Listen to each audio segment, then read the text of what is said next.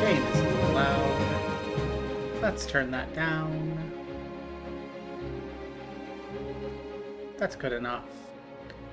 Okay. Notice, I played a little offline yesterday. I was depressed and I couldn't get into eat to FF14 and my hernia was bothering me and I've tried a little bit of Maldives. That's a very slow start. And then I started poking up party a bit. And then I gave up, but it means that we're gonna have to actually click a couple of buttons to get going today. I'm annoyed. I'm angry. Actually more for personal life stuff. Just pro tip to everyone.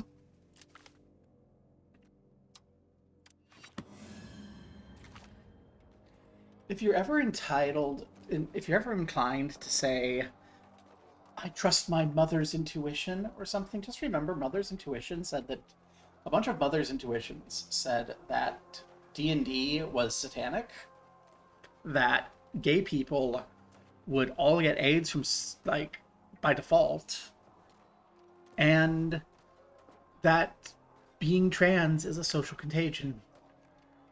Mother's intuitions are often very, very wrong.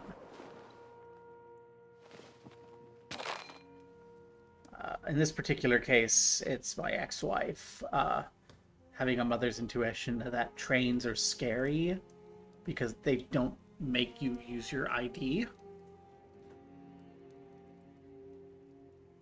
Which is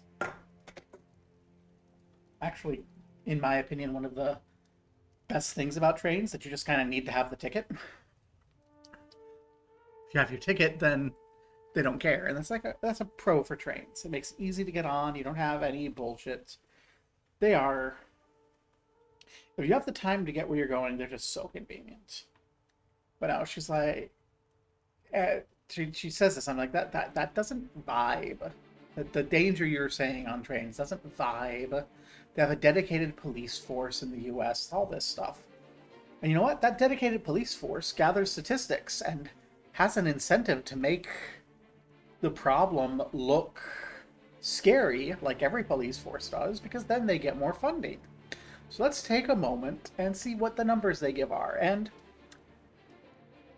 for you viewers at home listening, I'll give you the 2023 statistics because that's like the most reliable stats I can find. Stuff more recent than that is still getting compiled, it seems, and then some of the stats in like air travel just kind of vanish for the last last year because of course they do. Doge.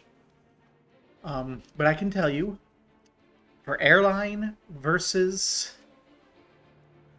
train, human trafficking versus and kidnapping that's unrelated to human trafficking, which means like the off parent in a divorce kidnaps the kid, right?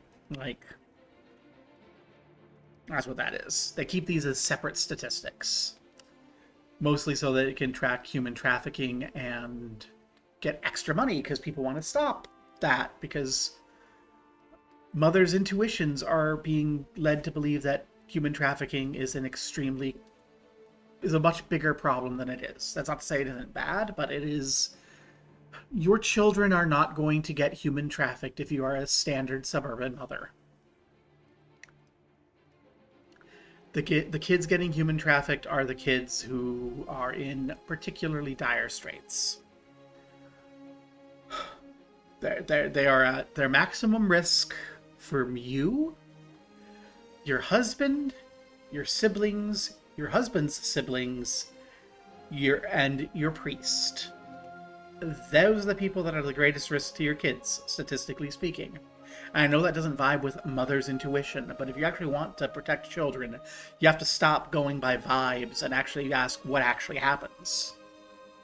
And what happens is people with power and access to children abuse them. That's what happens. It's not strangers in the dark. Strangers don't give a fuck about your kids. They only just want them to shut up on the train. Well, if your kid's throwing a hissy fit in the supermarket, strangers care. And they're going to care more that you're yelling at them. I did the lookup, and there have been it's hard to find flight data because flight data is aggregated globally.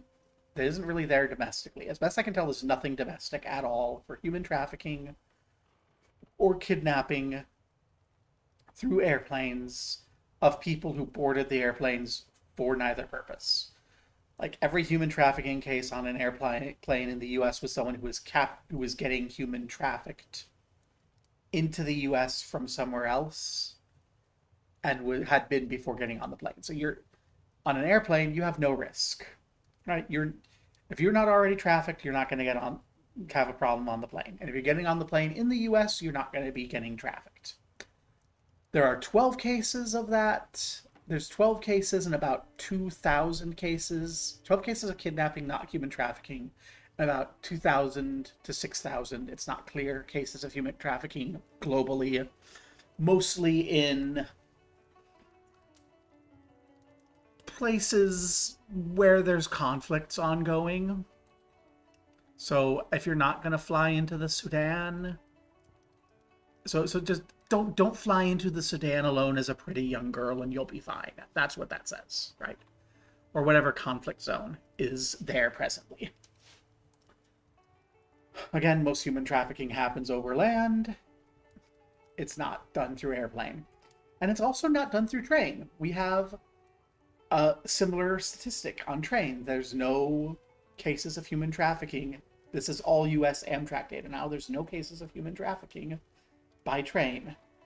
And there are about 600 cases of kidnapping by train in the US in Amtrak, out of 28 million riders in that year. Years before run a similar number. Years since, again, it's not quite as clear what's going on since 2023. Data gets worse over time in the US, but it is still very, it looks pretty consistent. But about 600 people out of 28 million get kidnapped. And again, these are mostly,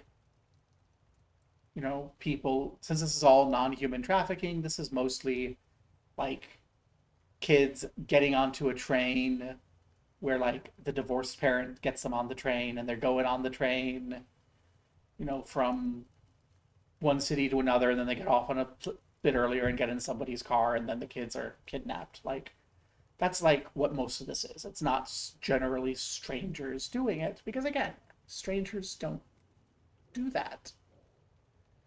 I mean, yeah, it happens, but it is so rare that you can't live your life in fear around it. And that's all just to say, intuition doesn't mean shit.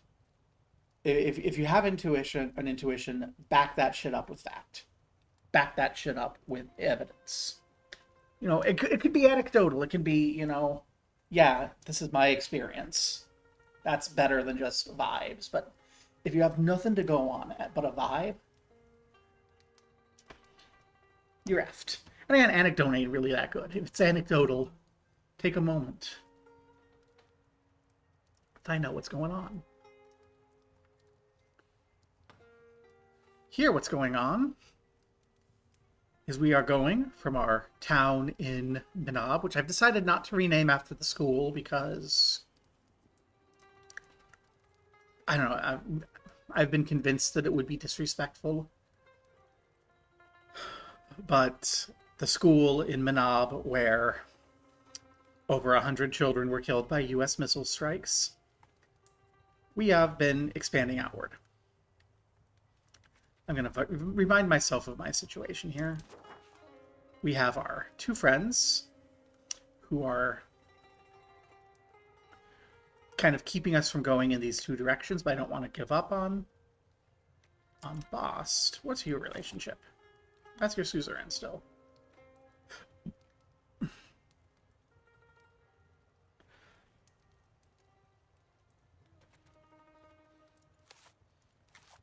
Yeah, that's their vassal.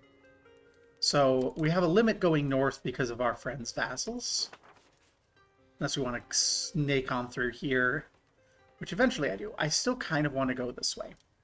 I think it is in my best interests to fortify my north against Bost, get myself into a position where I can fight the Injuids, and then betray Iraqi Ajam and take here, because this is like the Iranian heartland.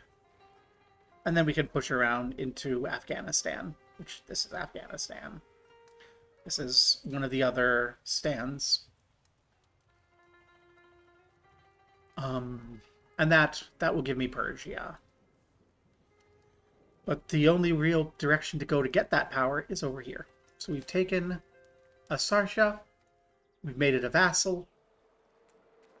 We're going to take a moment now and enable scootage, because I'm not actually interested in trying to have you raise troops up. What we're doing now is we're gathering money, we're consolidating a little, and we're improving our navy and our army. Because we need to fight you. You are friends with Albatia, which I don't want to fight. The Kartids, who I don't want to fight, and the Muzaffarids. Unfortunately, you're no longer friends with Shabakana, who has a bunch of friends. But not you. That was my hope, that I could use Shabakana as an excuse to pull in a small war against the Injuids, and I can't. So realistically, I'm going to have to be able to fight 38,000 people. We've got about 5,000 levies, 1,000 out of the 2,000 regulars. I think I'm saving up right now to get 2 units of cavalry. So I can have 1,800 people there and revisit. Though this is so expensive. But there's nothing to it but to do it. Like, we need to have a standing army. It needs to have a decent composition, which means cav on the flanks, infantry in the center.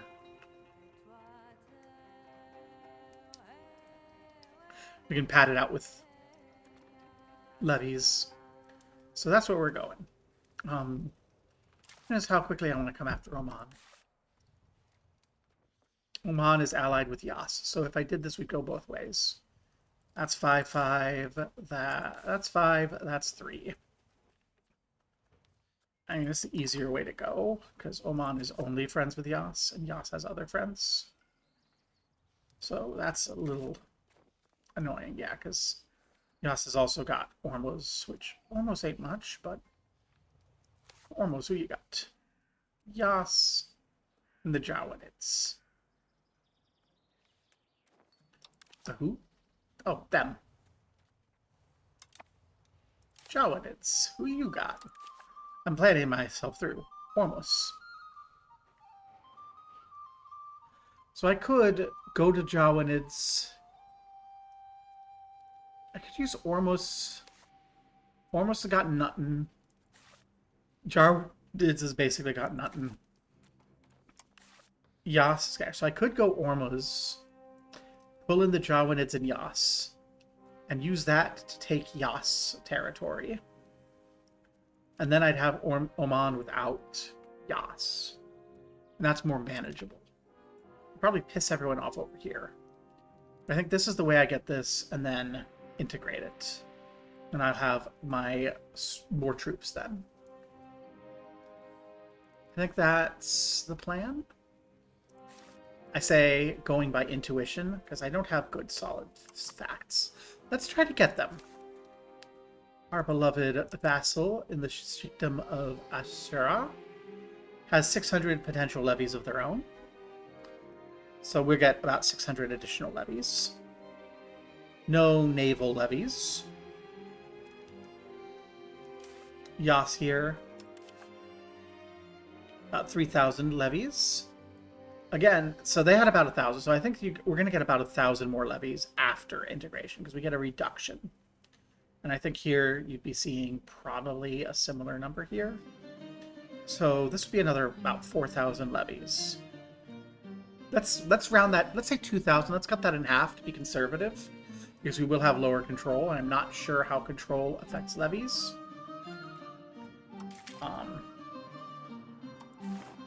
Because this doesn't let me look at the details about the levies when I'm not raising them for war, which is slightly frustrating. Can I look in the ledger about my levies?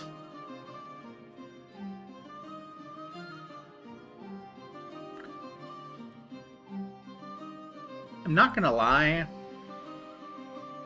this ledger does not give me ready access to information I want. So I can see we're a settled country. We have 541,000 people. We have our prestige. We have our great power score. Yeah, this ledger sucks so bad. Like, the information I want is to know how many armies I have. Like, I'm looking for information about me. And this is information I should be able to see here. I want to be able to see at peacetime how many levies I have, so I can get a sense of how control impacts levies, because I'm pretty sure it does. And I want to have that, because if I have that sense, then I can determine whether or not going to war to take Yas is worth it if I want to go to the Inuits. Because I don't actually really want this. I want to unify Persia. This is notably not Persia. But I need more troops to handle the Inuits. But yeah, it is... I have been disappointed with it. There's a lot of information issues in this game. No, our marriage union with our vassal, whatever shall I do?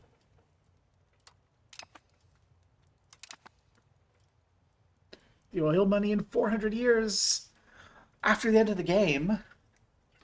I'm trying to think about the concerns of Makran at Makran's time.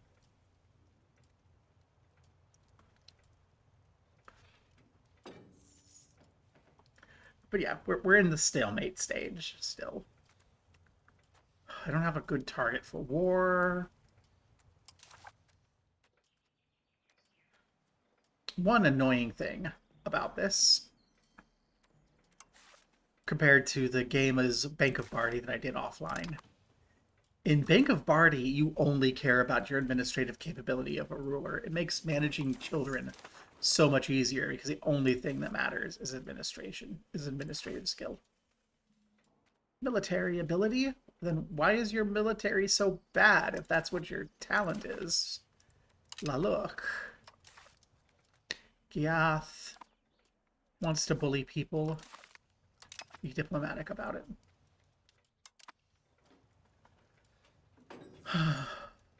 Jalor is losing to my... Oh, Delhi's still around. Okay. I think this is bugged because of the changeover of versions. Because I was playing a game with this... When I was playing as the Maldives, I ended up with this too, and it works in my it works on my Maldives solo game. Delhi almost won. Delhi almost won that in this incident in my Maldives game. And then, like, when they were at like 95 or 90 or so % of the way to just winning the event, they had a they had a clergy revolt, and that clergy revolt won and reset them to 0. So it's just like, oh my god. I don't know if that was intended. I haven't played Delhi. I don't know how it vibes. I don't know the details. But it was just very funny to see Delhi almost win that situation.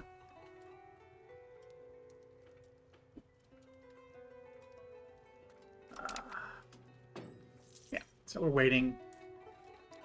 I need to think about my standing army, because I do have that question. So... I think I can... So how much... okay, actually, I should ask, how much is the maintenance cost? Base maintenance cost 6 ducats. Base monthly maintenance... So, okay. So we definitely cannot afford 2 units of cavalrymen. Which is what I wanted, because I have this image of having my 2,000 men... So this is not a hard limit, but you see we have the 3,300. So if we look at our recruitment, cavalry units 400, 816. So that's 26. So I'm thinking we get 2 units of cavalry, and then we get a couple units of, like, these, but it's just not going to happen. Handgunners, what do you cost? 5. 5. Yeah, these are all infantry. They'll cost 5. These will all cost 6. And the artillery has 4. I'm not interested in artillery yet. Probably should. What do camp followers do?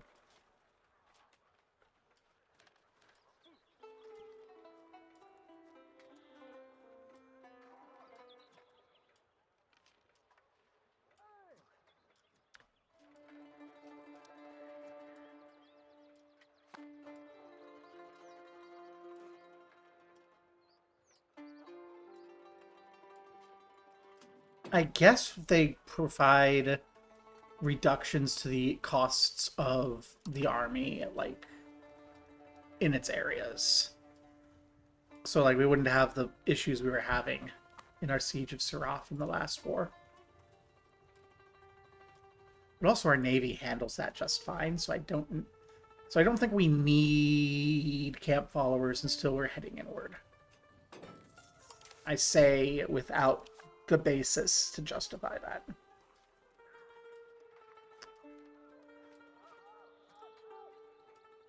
It's not quite clear.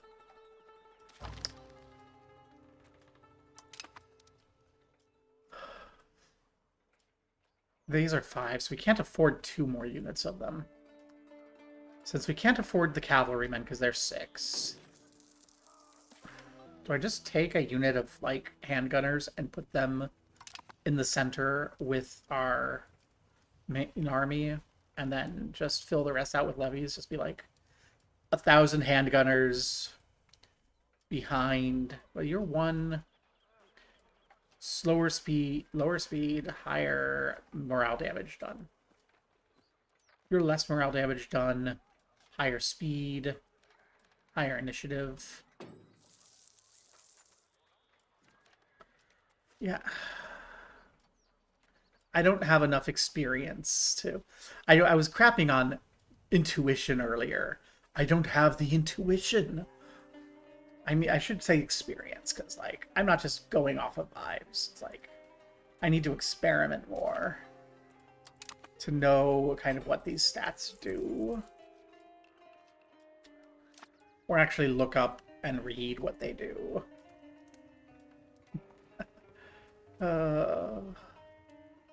Yay, a granary in Minab. That actually, is that gonna cost me maintenance?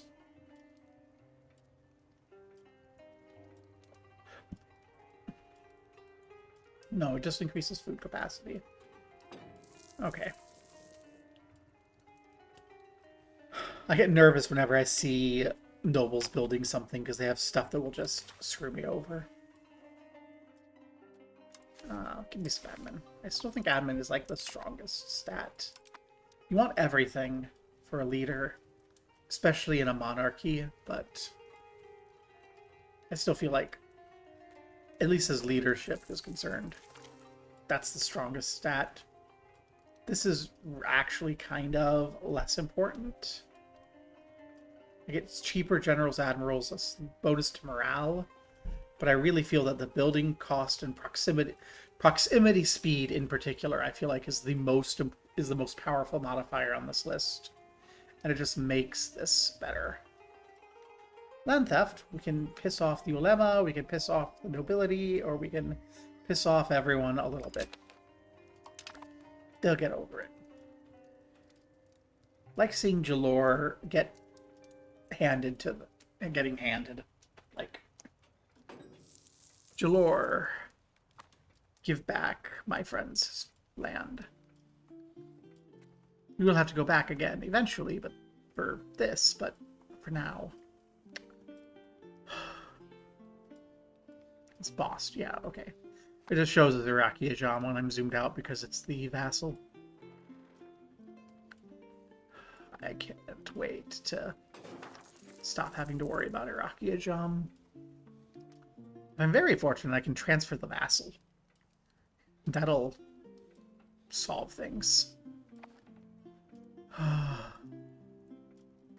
did turn on the color impassable land, so which you can see like here, mostly because I was tired of this bit right here because it's basically mine. I think that like when I'm further along, having these get surrounded by me is just gonna make me feel good.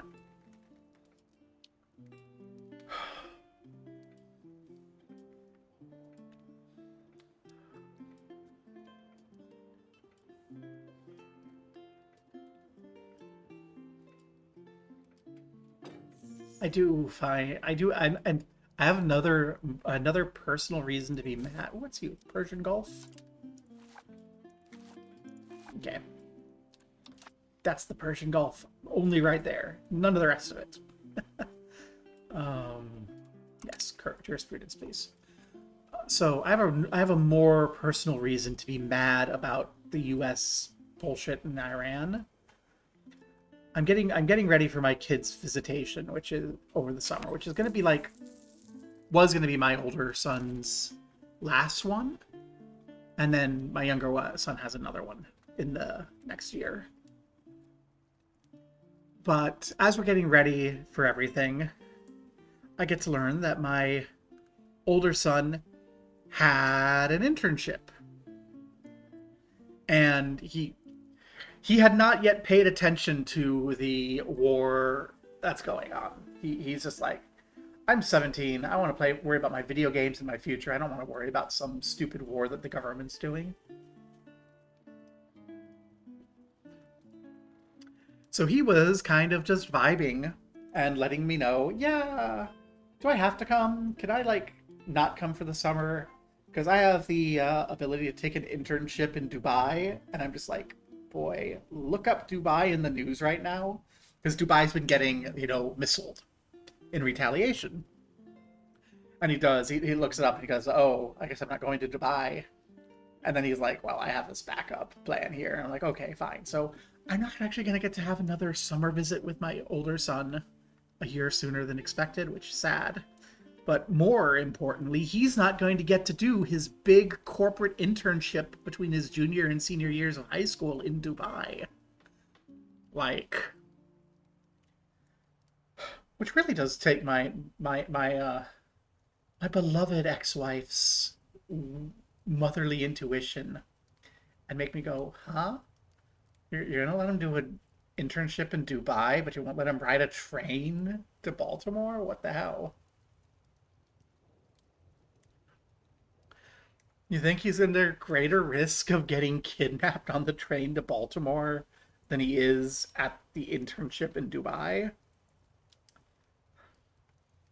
Like, he's at worse risk getting driven up from the airport than he is of either of those options. Like, goodness gracious. Getting in a car is one of the most dangerous things you can do. Automobiles are so hectic. Like, I think it's like the superpower, right? The superpower of dealing with risk. I'm pausing because I'm realizing this and plans, but I want to finish my rant. Like, once you understand how dangerous driving or being a passenger in a car or walking along a street by traffic is, it's just like a superpower for being willing to do things. It's like, oh, I feel comfortable riding in an Uber or riding in a Lyft. And I know the risks associated with this now. So, actually, I don't think I'm going to worry too much about walking home from the bar at 2 a.m. because I'm at significantly less risk, even in the dangerous neighborhood, walking home from the bar at 2 a.m. than I was just from harm and injury in a lift. Like, that. And I know that it's not like how human intuition works, because it's like an abstract risk versus a visceral one.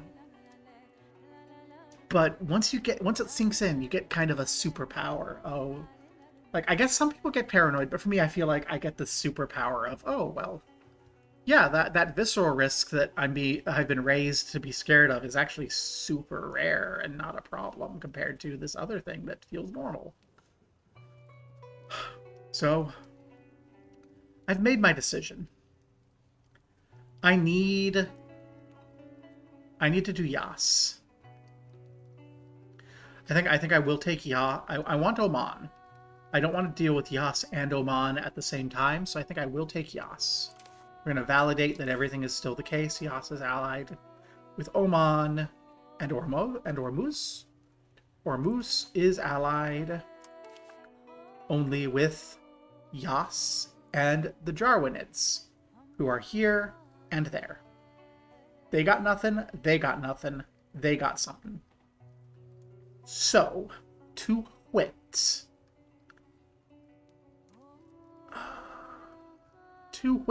I'm going to wait because I don't need to right away until I have enough money to get another stack of units for my professional army so that I can land on the 600 that they raise here with 2,000 and do a similar thing here. Because the plan for this war is you plan ahead for wars. Is I want to strike the Jarliarids and get them out. Strike Ormuz, kill their army, and then come handle Yas. I don't actually care about Ormuz. Sama wants to improve my view of Sindhi culture. Sure. I don't see a reason to say no. I'll probably take this, leave the Jarlian, it's this. Legitimacy or prestige. We're full on legitimacy, so we'll take the prestige. Yas, I think I'll take everything, but most importantly, make sure that they aren't allied with Oman. And then Ormuz. Ormuz, I'll probably just punch for money. I don't care about Ormuz. Maybe in the future we'll grab Al-Batieh, and then I might care. But mostly I want... I don't even really care too much about you, but you are a town. I can build harbors, which should give me more maritime presence in this region, which will let me control Yas better. And then we can come for Oman. And that's the vibe. That's the plan. And those vassals then, when integrated, should give me the forces I need to fight the Injuids and the Cartids at the same time. By that point, I will need my forts in the north to hold the Cartids back. Because I'll be wanting to just fight the Injuids. So yeah. But yeah, because I know that these folk have, 600 units, and we're going to have a penalty landing. And I realistically expect you'll have your 400 units and a penalty landing. I want to have 2,000 ready for the strike. What's my transport capacity on you? 1,700. So I need transports. I need to also add some transports to the fleet so that we can move the 2,000 stack. So let's get the transports added.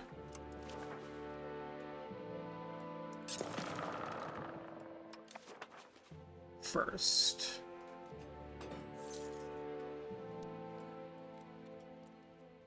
Let's take a council and return in the next bit.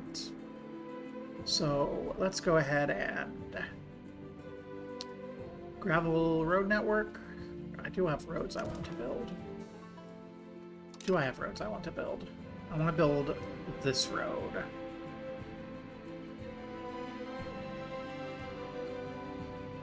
I mean, I have roads I want to build, but are any of them worth it?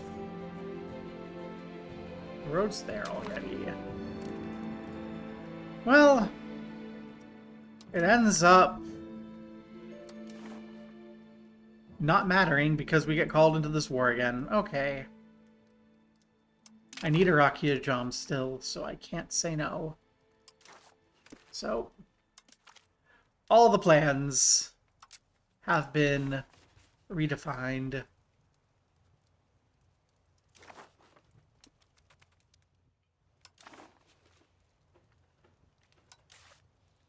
Let's go to Ramishk. And we are at war with whom exactly?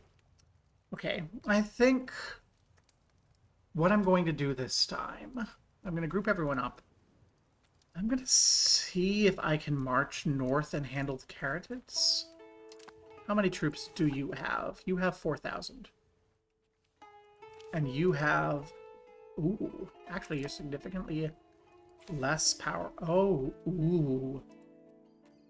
Okay. Change of plans. I am going to repeat last war. We're going to be crazy, do the same thing again. Because of you being here at war, I'm going to just fire off your thing. I don't really want anything. I will ask for additional taxes.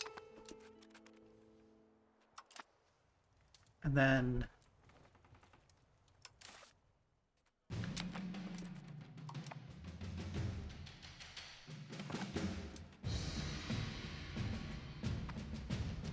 You know what? Actually, let's put everyone in Minab.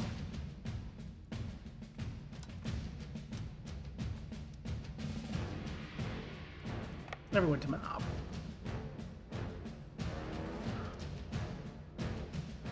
We are going to have the same issue we had last time, where they're going to come right down here. Because I don't have that fort built, which does mean perhaps I should prioritize this last fort here. I'll build that after the war.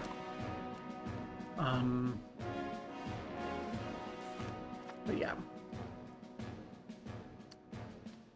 We should be able to sneak in over here with everyone grouped up. And... like... secure enough to maybe separate piece out and take Foul. Which is what I want.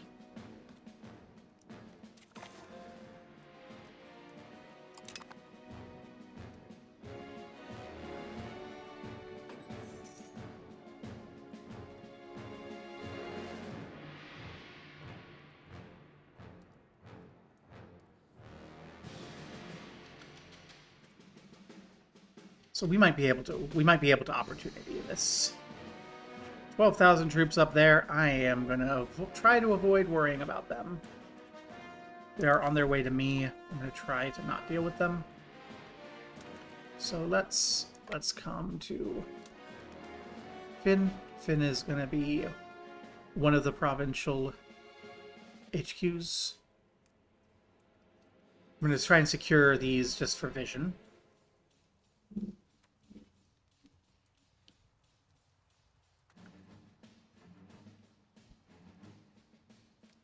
Vision and war score against the Injuids, but what I really want is Serath.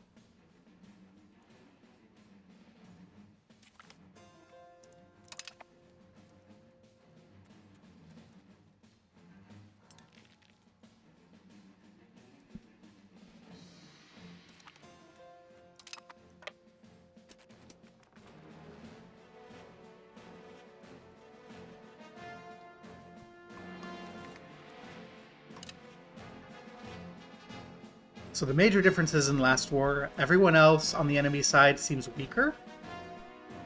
That's one. And two, we have professionals now.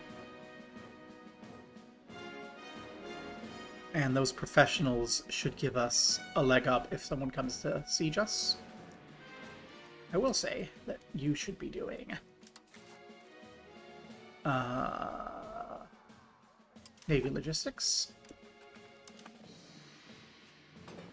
Don't come help me. I'm good.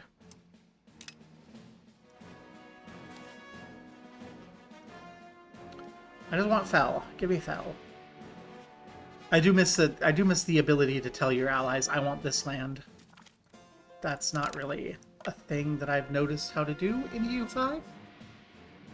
I would like to just be able to indicate to Iraqi Ajam that I want this little section.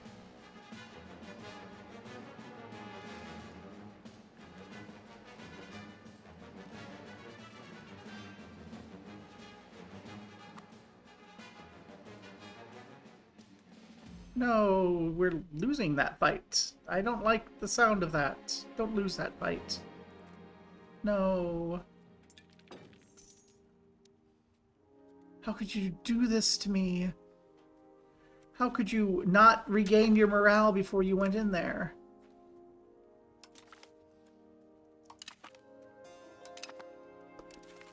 Sama, are you in this war?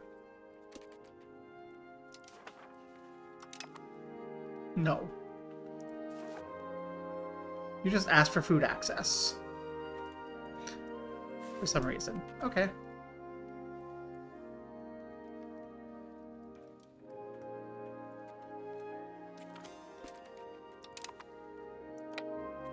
I'm going to take Kish, and I'm going to march to Shraf. Hopefully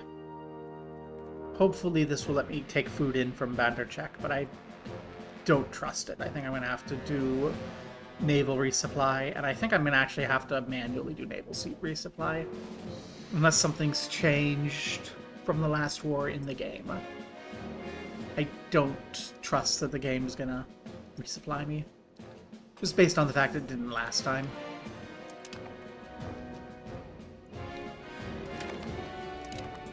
I'm gonna take Kish and bring them over. This is such a loud song. I don't like how loud this song is. Let's make the song slightly quieter. Thank you.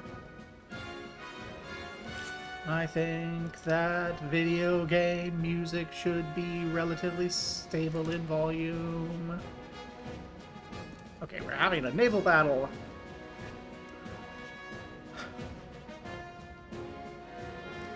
So we have our right flank, a Dow and a galley. Our left flank, 2 Dows. Our center, a Dow, a galley, and a Hulk.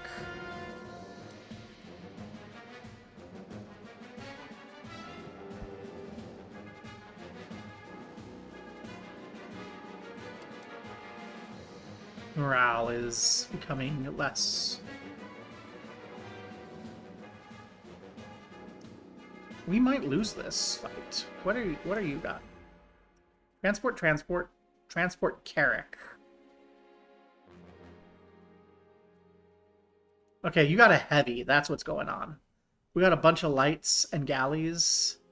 They got a heavy and a bunch of transports. Oh, but we ended up winning in the end. So, get out of here.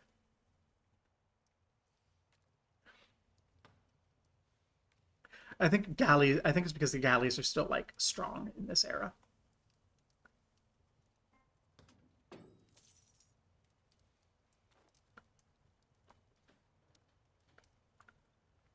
Okay, it looks like everyone's busy, so we might be able to sneak away from worrying about this.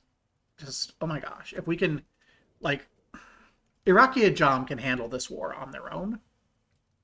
No problem. If we can sneak out some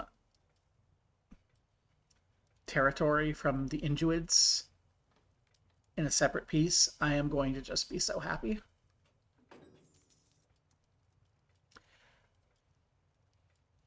Do you have access to Esfaryan? No, you lost your fight. Okay. I was like, what's that army doing? No, they lost a fight. It could be a fun thing to get access through Esfaryan and to sneak over into the heart of the Catarids, but I don't know what the relationship between these two is at the present time.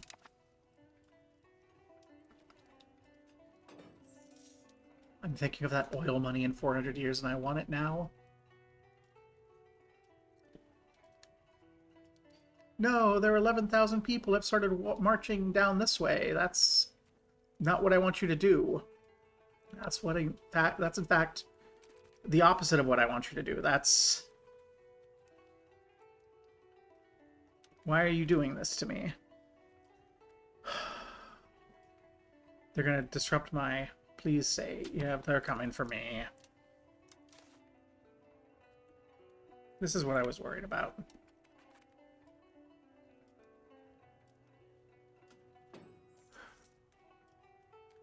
I was hoping they were trapped up north, But no, they're not going to be trapped up north until I finish this fort in Dawsdab. Then they're trapped up north.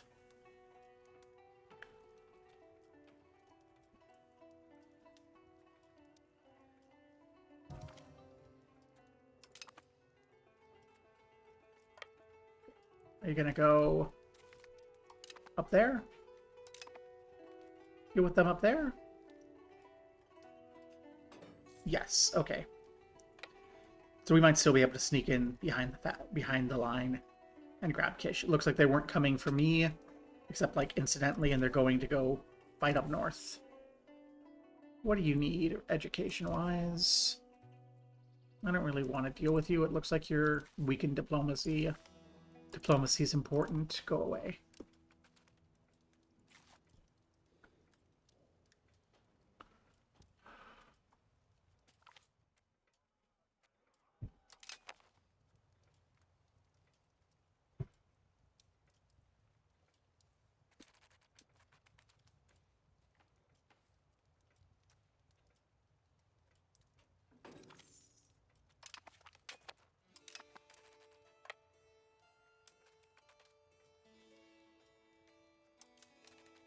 Hey, we can bring this transport fleet over here. It's another 700. It's not going to be, like, enough to transport everyone out. This is going to sound horrible, but it is enough that if we really run into a problem, we can split off our professional armies and hop them onto the ships. Leave the levies to die. We don't want to do that. The levies are our people. They do the work. But also, we're losing so much money. That ship cost. Why are you saying I have 3 hulks?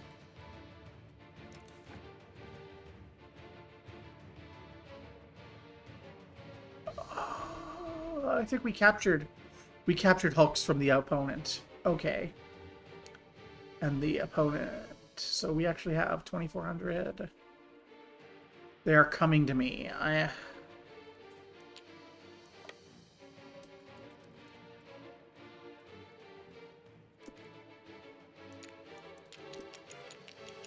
Run away to Ormuz.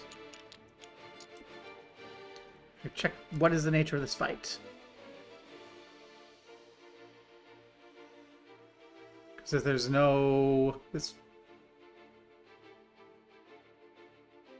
one... That's us. They have artillery. Yeah. Yeah, get the fuck out of there. Get the fuck out of there. Run to Ormuz. Come on. Run. Get the hell out of there. Retreat to Ormuz. You come. Block the gosh darn strait. So they can't come after us. That's what I was afraid of. I thought for sure they were heading up north, or I wouldn't have gone back. Well, remember what I said earlier about how intuition...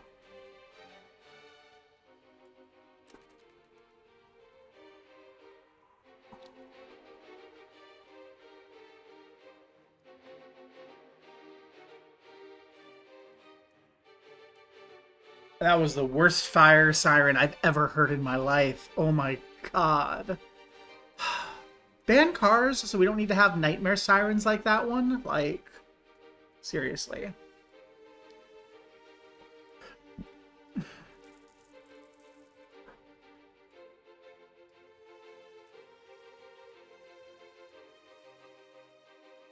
I don't remember building that many Hulks.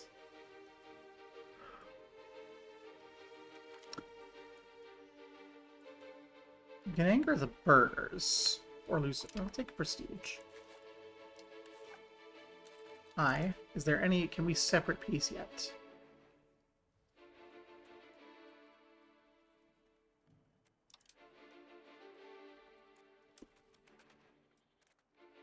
Can we separate Sioux for peace? No, it would have to be with the Muzaffarids. That's right.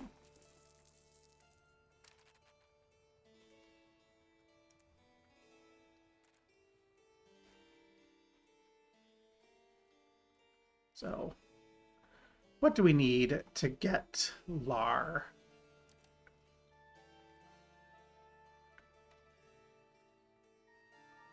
And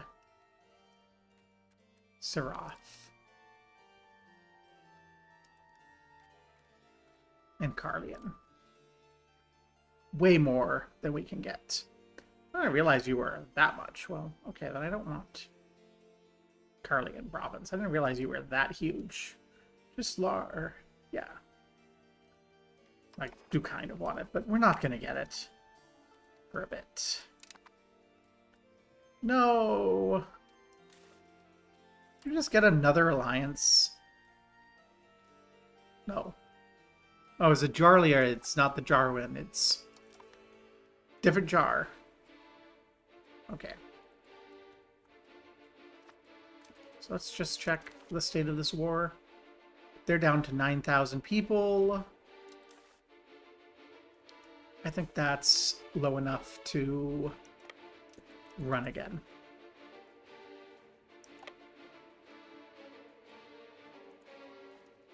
Yeah, there's their 9,000 up there.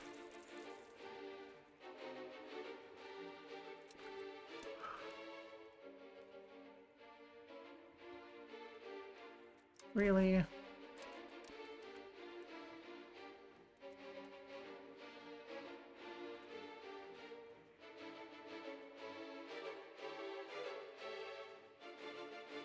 They have that Carrick, yeah.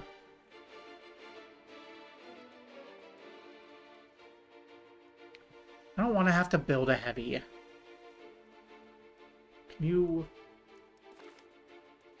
Okay, we won. No one lost any ships, but we won.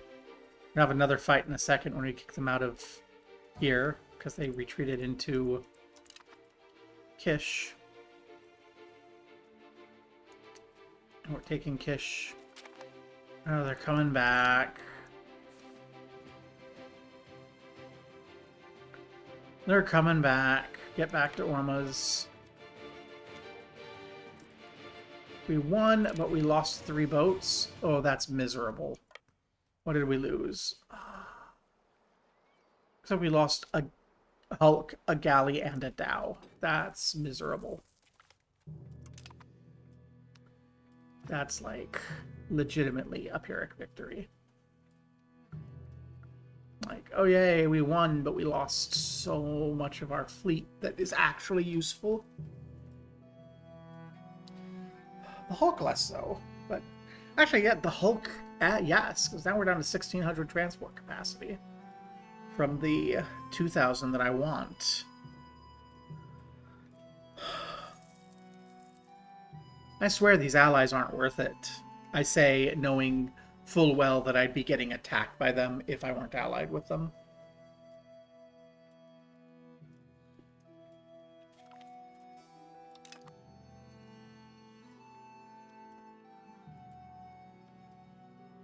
Oh. Well, let's continue saving money, and as much as I want to build that second infantry, I think I do have to prioritize building a castle up here, which we could build now.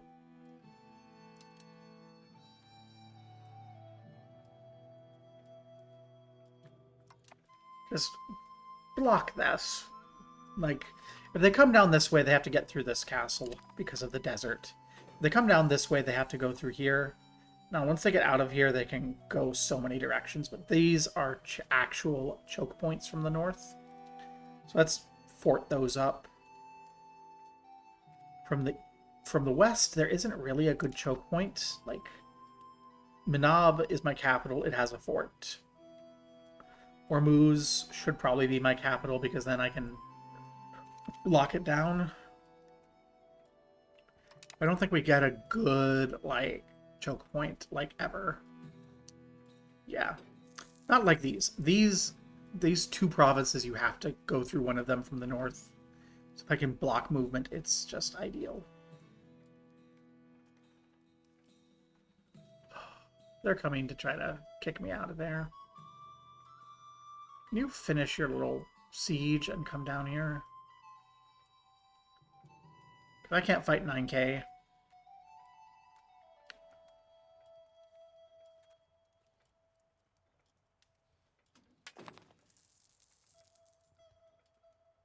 We're missing coal. Or a smelter, and I didn't realize coal was a thing we were dealing with in... I guess that is 1512 at this point. So I guess I should be looking into coal. How do we get coal? Charcoal kin.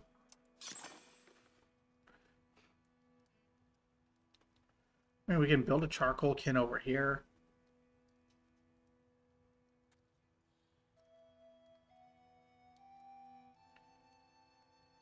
None of them is gonna give me any money, really.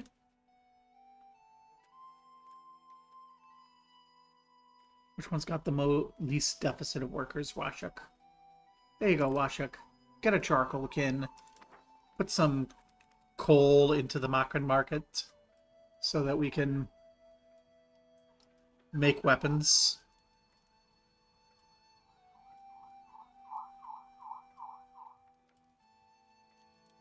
Thank you, ambulance.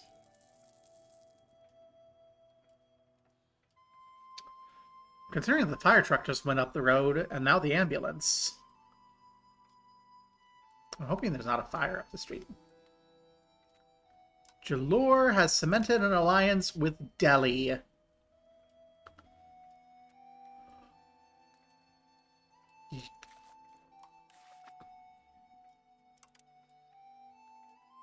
Hindu? Sunni?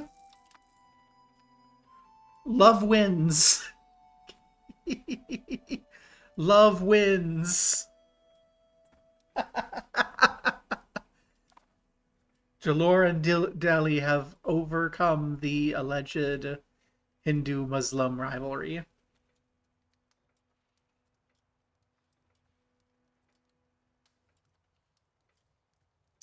Here come the 11,000. Come down! Fight them! You jerks.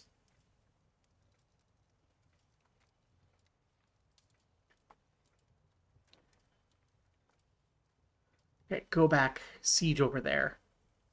Don't siege here. Don't siege here. No. Don't siege my lands. Go siege back over there. Good job.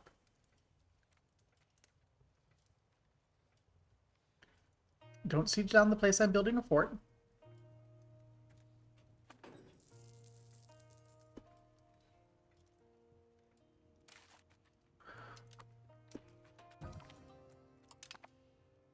Of course, they're sieging down the place that I'm building a fort in.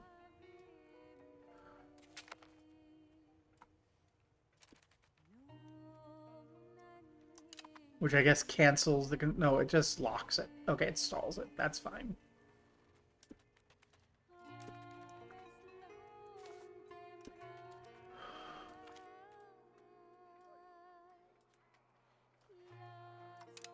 To preserve the forts. The forts are important.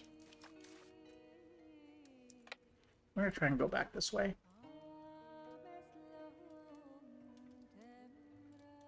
Hope that they don't come this way.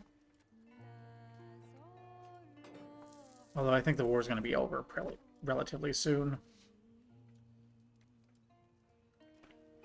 I don't think we're going to get anything from it. We're going to get pulled in here, lose hundreds of peasant lives, get nothing.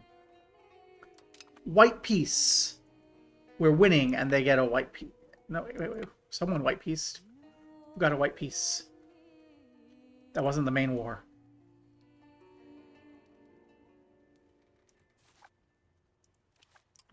Yes, it was. The war's over.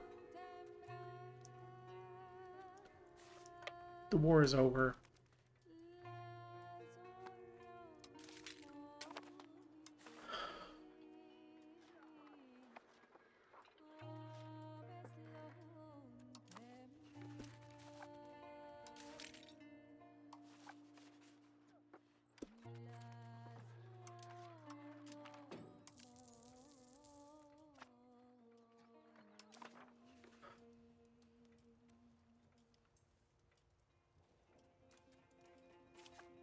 I'm irritated. So now we need more transports to replace the ones that got lost.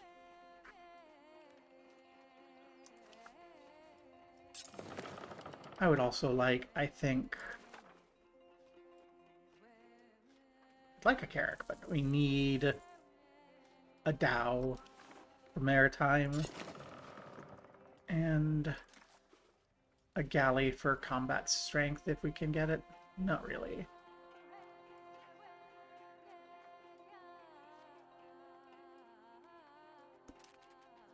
But we have barks. Those are better than Dows. So actually...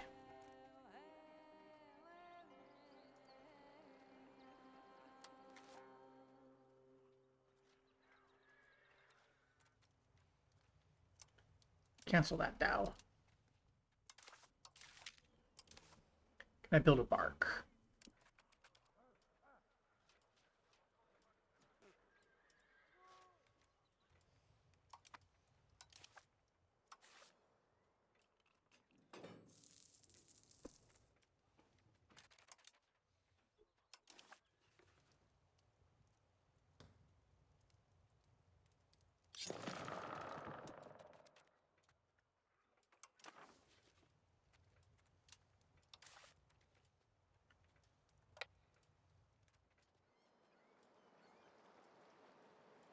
Let's see.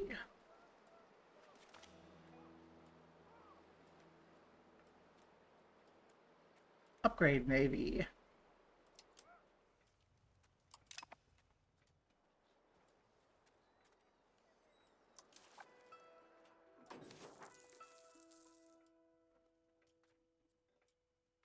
Control these 3 spaces, actually. That's all that we need you to do. You're actually patrolling, right? No, I didn't actually confirm it. Patrol these 3 spaces.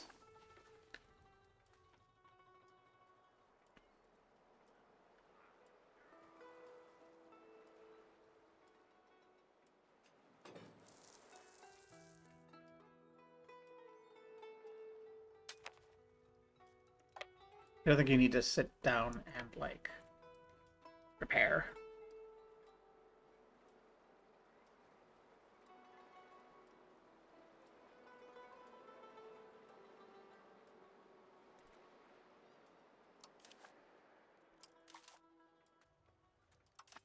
Okay.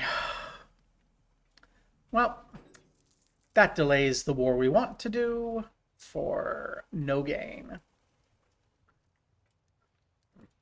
I think it's actually good, though. Like, it's a better history simulation. Like, you don't get anything out of these wars, really. You look at history, you don't see these giant wash over the world type things. Not frequently. I think this is pretty good. So what is going on here? Sama. You got pulled into the war of Peshawari aggression against Delhi, Sonargan, and Jalore. And you're wrecking them? Okay. This all... Who's occupying this? Peshawar. No! Give some of this to Sama. Sama deserves a huge chunk of Jalore. Because it used to be Sama.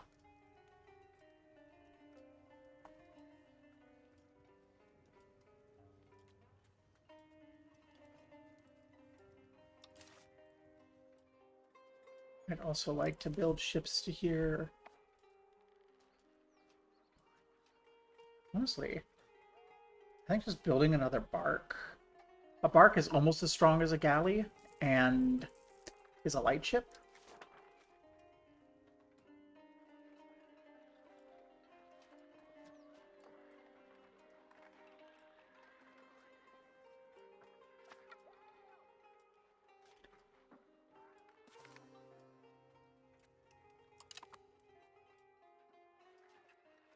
One of the best ships we can get a hold of. Navy is going to be important. Army's important. Everything's important, and we don't have enough money. That's the nature of that's the game. That's the game. Europa Universalis 5. Everything's important, and you don't have enough money.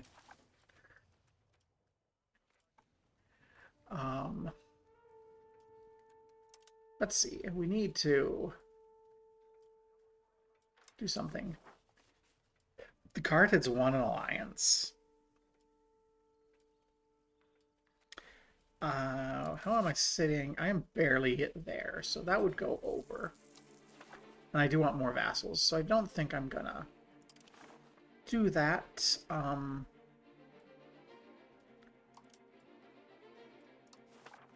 Carthage will give me money, though.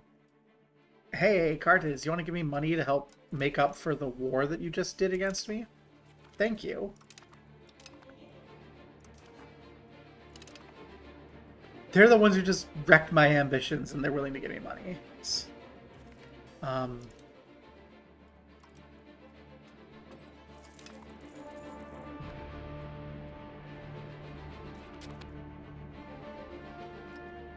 A new heir has come of age.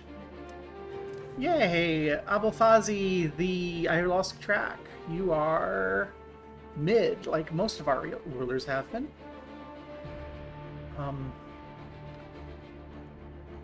I'd like, ideally, to marry you to someone in Zaib, because then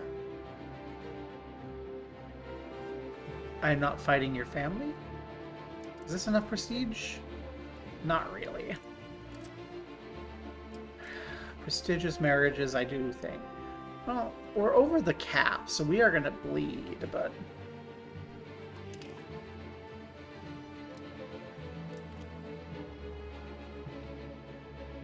we can marry our heir to this Thakurani.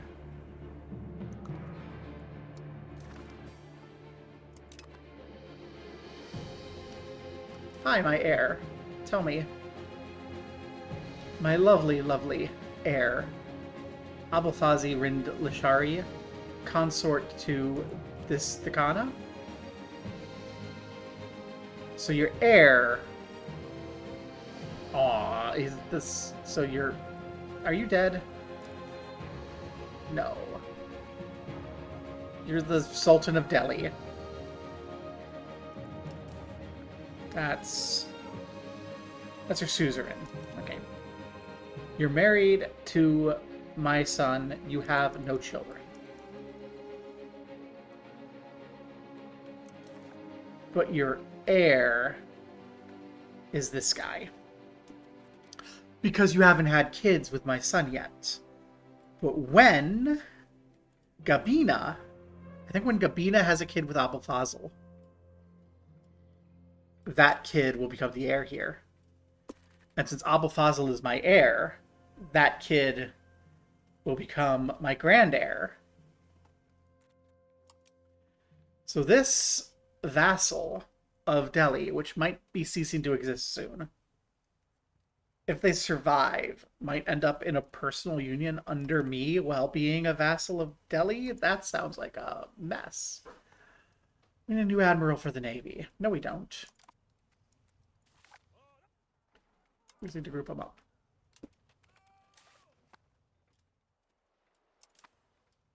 Okay. That's me wasting my lives, the lives of my peasants, in pointless wars in Persia, while accidentally almost forming marriage unions over entities in India.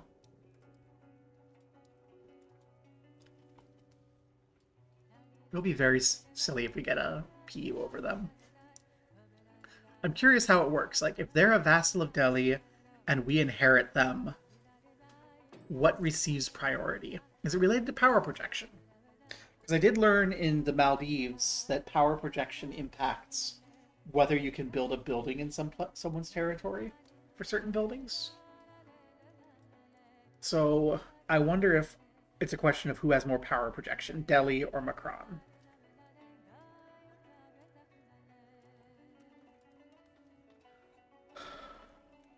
interesting thing to think about. Okay. So we have...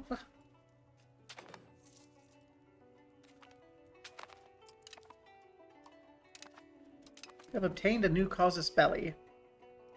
Claim throne against you. So if we wanted to fight all of that ourselves, we could. There's no one's joining us. It would be 6,000 versus all that. No, thank you. We have our fleet almost ready. I think I take this one more bark that's getting built and wait for it to be finished. Are we still in the position that we want to be here? So you're allied with Ormuz. Ormuz, you're only you and Yas, right? Only Jar and Yas, right? Yas, Jar. Oh, we don't have the... When's the Parliament? I expected that war to last longer, so Parliament's not going to be ready. Well, when Parliament's ready, we should be well and truly recovered. We're already quite recovered, so we managed the white peace phase of that war much nicer. No, dysentery and Kosh.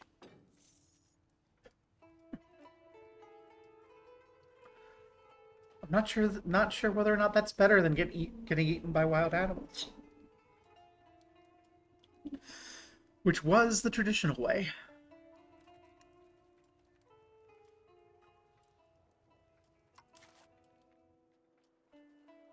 You recovered, not quite.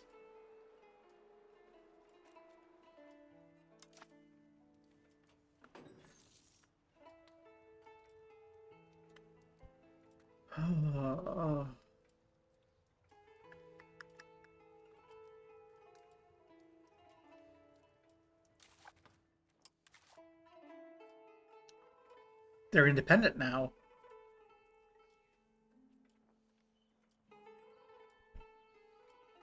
Looks like they got independence. So...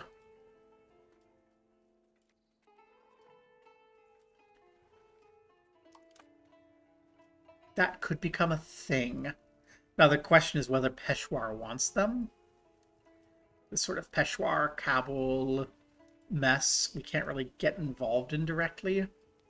That could draw us into a conflict with Sama, because Sama and Peshawar are allied. This could be an absolute mess, but let's do it. You only live once.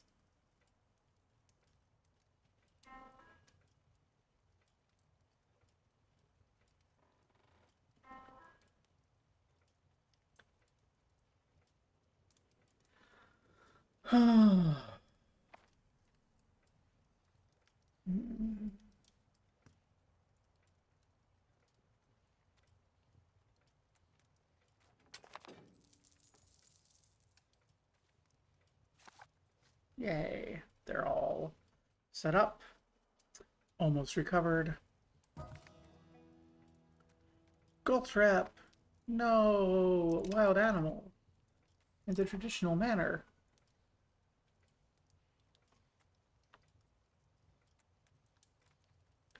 I kind of feel like I should have someone out there getting their opinion improved.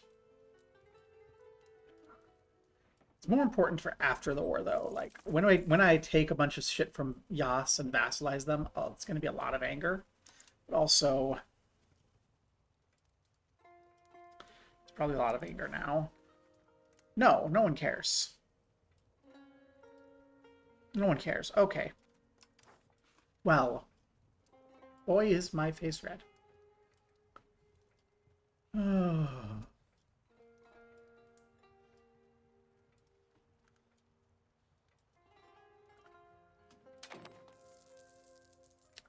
Tar. We need tar. We can't make tar. And it's expensive.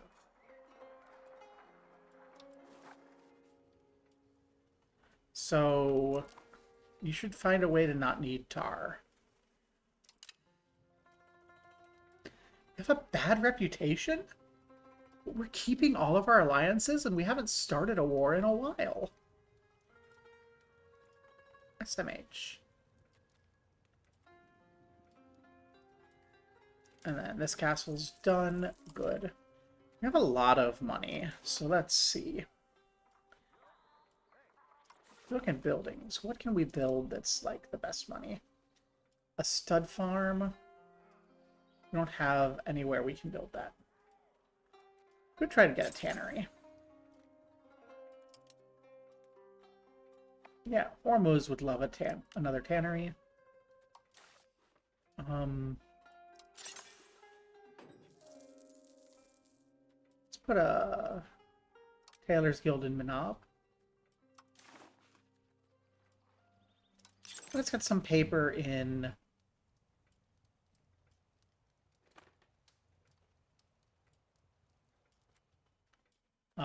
Calumet. Yeah. Spend money to make money, but spread it out a little. Calumet's less good than the other places because of control issues.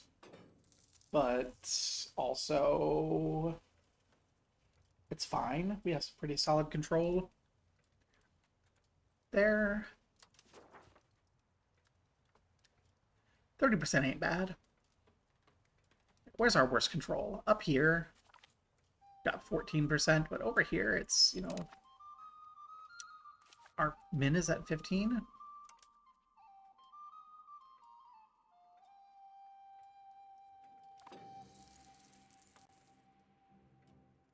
Satisfaction is drawing it down, so just being a core should put it at 20. So that means our people are unhappy, but still, you know, it's not too shabby having a kind of flat control of only a little bit under the core value. How's your control looking? Well, now I'm embarrassed, but also you're very central.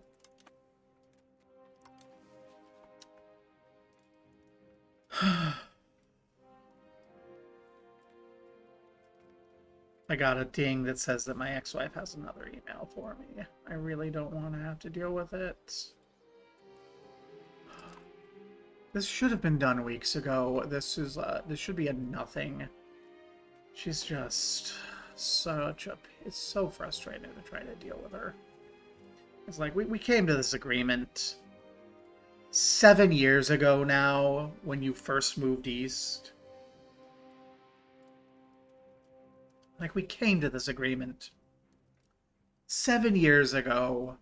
For 7 years, you've been trying to weasel your way out of it. Your move east was to try to weasel your way out of it, because, like, before, it was your standard, you know, once a week, every other weekend, and then one more time a week during the other time. You know, the quote-unquote equal time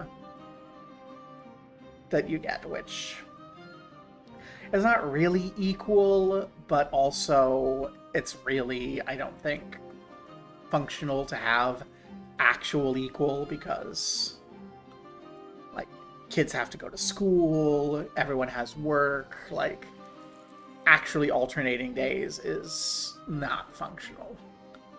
And, like, the whole point of moving east was she was trying to break that, like, that, or at least that's what my kids think. That's what my mother thinks. And I don't know, I've spent so many years just trying to go, oh, she's just trying to follow her career. I don't know, I'm starting to think, after so many years of her throwing bullshit, that she was just... My mother might be right. Don't let her hear this. But she was just trying to get out of everything. Okay, expand our armory. We have above 50%. That's what I want. We are going to be taking a casus belli on Ormuz.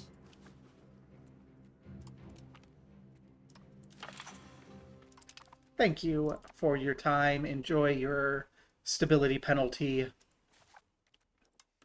Hi, Ormuz. You're our way to get Yas involved.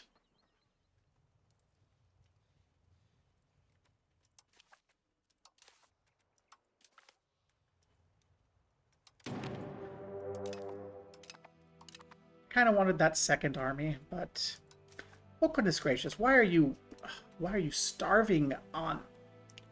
Well, that's not what I was hoping was going to happen. Let's bring everyone over here. That went not quite as I was hoping it would. It's fine. We'll take... We can get 2,400 people. Yeah, we'll take the recovered troops. I didn't notice that they were starving on Ormuz, or I would have gotten them off there sooner. My problem. Everyone's coming over here. I thought I said I wanted to raise all levies in Minab. I guess I only raised Minabi levies. Which I guess is fine, because it means that we can get them on the ship and drive them to the Jolly Boys.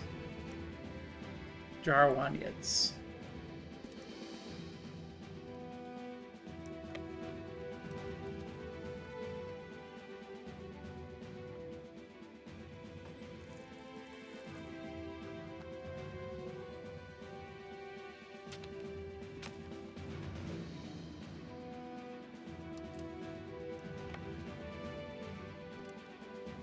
Rawr. Get wrecked.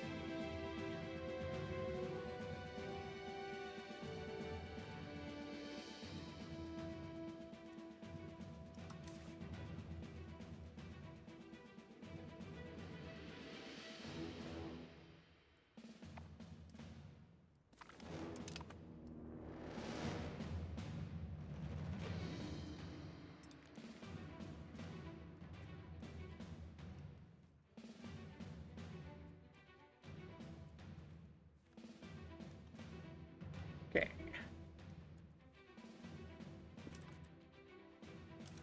You've not given access to anyone, have you?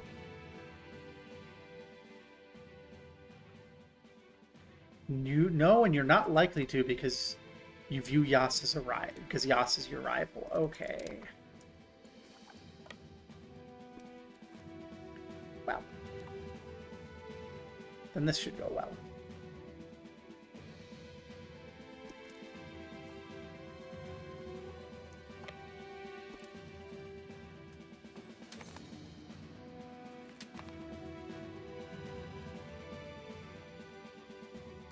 Yay, they support the military. Oh, yay, you're sneaking past us and you dodged our ships. You're like, we're not getting involved in that fight. Well, actually, I kind of wanted you to. Because that's Ormuz coming to fight us. I did want them. I did want their army to come fight us, so...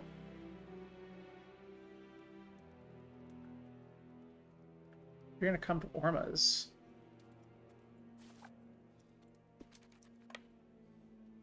We need a new leader. We have John here. John.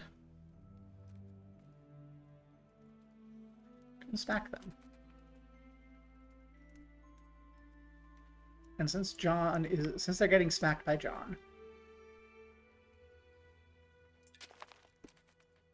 How many troops do you have? You have 4,000. I don't want to just send 2,000 troops over. But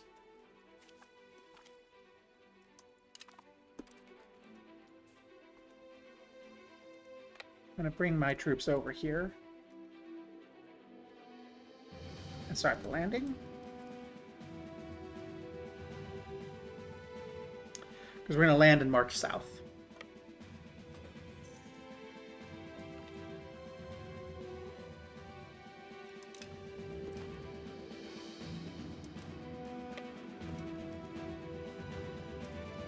So please, split in half.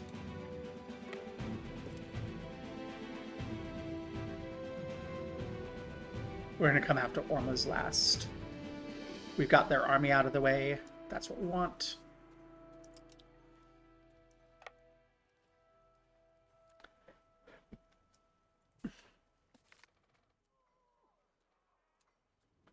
Yay! Great recruitments!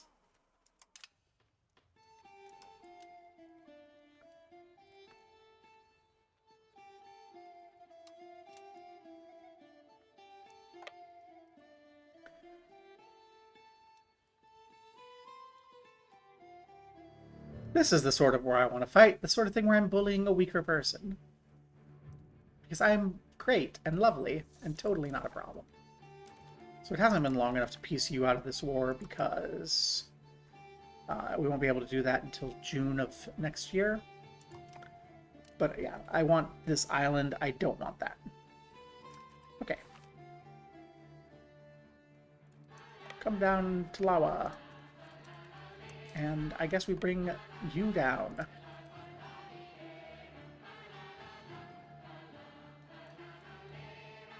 Start doing some issues. Give you problems.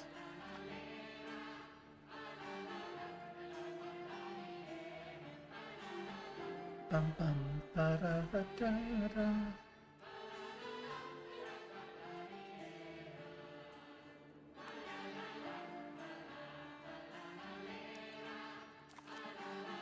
Oh.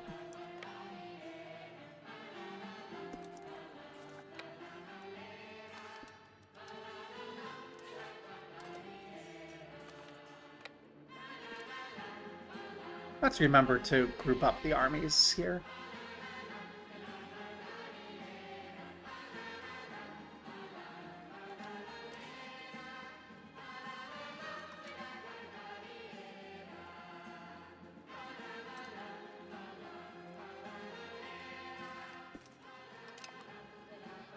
And then our next provincial capital is in Aludea. So let's go. See if there's anything we need to worry about there. There isn't. And then our next one, coming northward, will be Al-Qatif.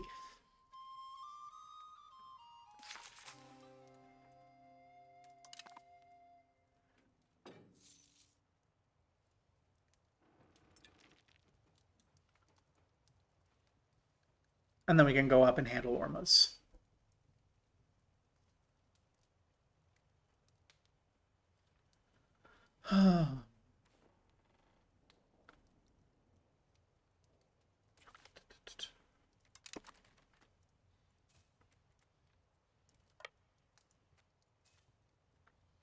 Let's go take a look to see if we're going to run into any troubles on the way. We are.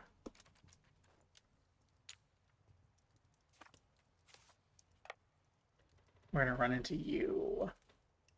So let's make sure that we are not morale penaltied for walking too fast, because this is going to be a big fight. They have no regulars. We have one. Our regular is on a flank. I think that's going to be good, actually, because that's going to help us take that flank harder and get the flank bonus against the center.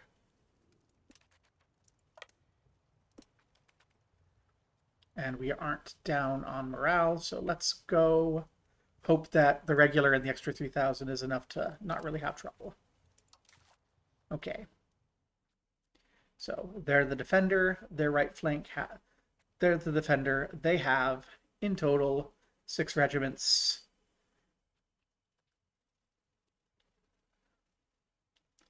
Two on each flank. We have a total of a lot more split out.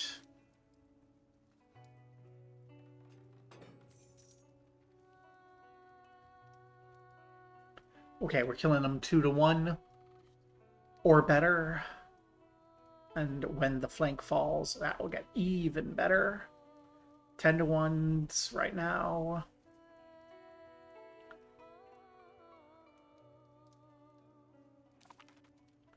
Perfect. That's what I like to see. We've been on the receiving end of too many of these lately.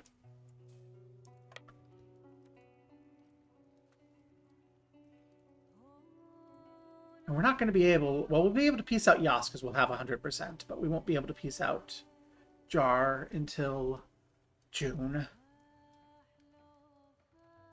I don't really care about Ormuz. I care about Yas and that island.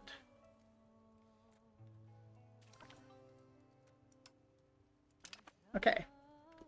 So we will, in a couple ticks, have that 100%. Hi. Would you be interested in giving me military access for a reasonable fee? Thank you, Lam.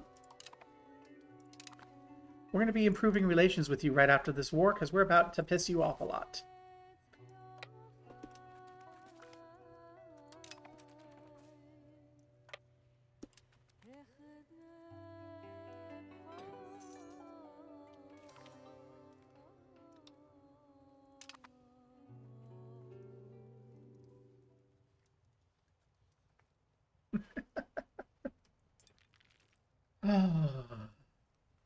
It's terrible, but this does give me warm fuzzies. It's a great way to relieve that kind of yearning for violence without actually hurting anyone. So let's take as much as we can. We're going to start with, well, we want Cutter. Cutter's great. We want the rest of Julfar. And who's mad at us about this? Yas and the Jarwanids. So no one really. Okay, Lamb gets mad at us about this one. Well, I think I'm willing to let them keep a bit of this. If I start poking in, does Lamb get mad? Not yet. There's where Lamb gets mad. Okay. Well, so we take this.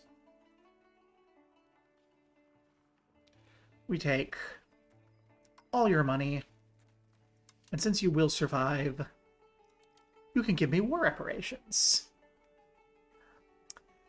Okay, we'll take slightly less money.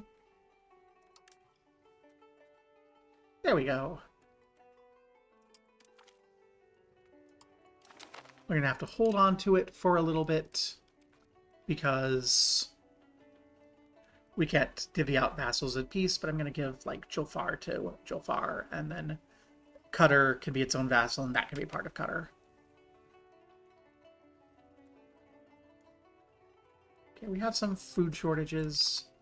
Okay, Cutter. Or Ormuz, rather. I would like that one place. Okay, that gives a little annoyance with Lamb, but not enough that I need to worry about it, I don't think. All the money. War reparations.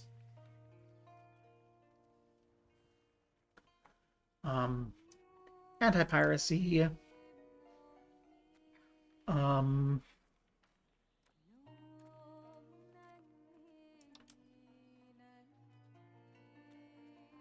Get humiliated. Don't get humiliated. Fleet basing rights. Yeah, this is what I want.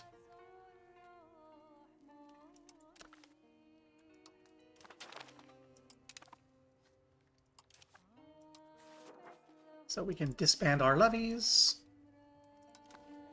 get our professional troops on the boat, and take them home. Importantly, we can do our diplomacy. So you, subject,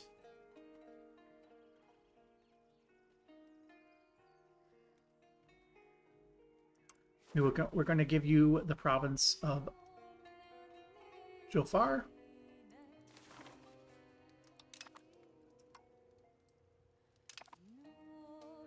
And then we're going to come over here to our diplomacy.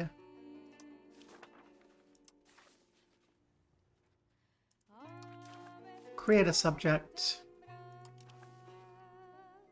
Cutter. Going to be a vassal. We're going to put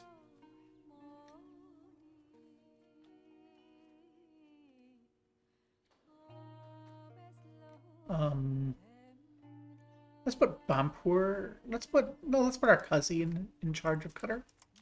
So Cutter, you get that. And then I don't want to hold you. So you, I'm going to cede this location to. And now I have a question. What's my max control here? Because I kind of want to try to integrate this directly. No, I don't. But I do want it to be its own separate vassal.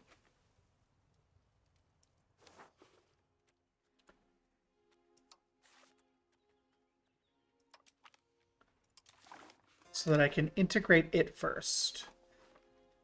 Because I don't know that I'm going to actually integrate Qatar and Asarja in a short time frame.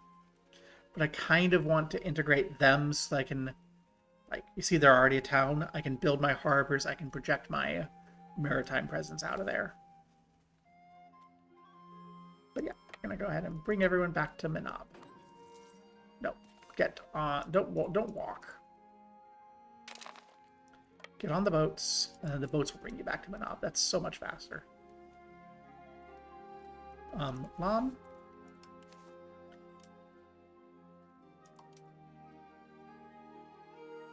We don't need military access anymore, thank you.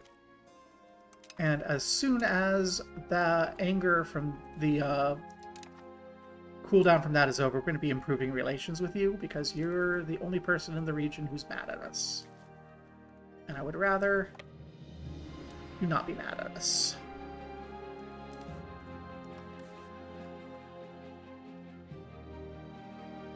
It's all antagonism, but we can train that antagonism down.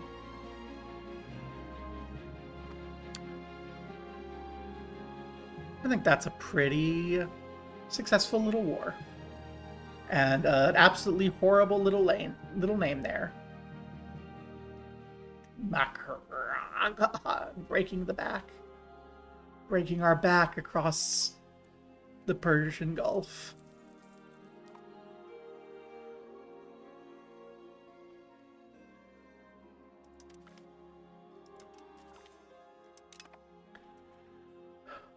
And now, importantly, if we declare war against Oman, Yas doesn't join in.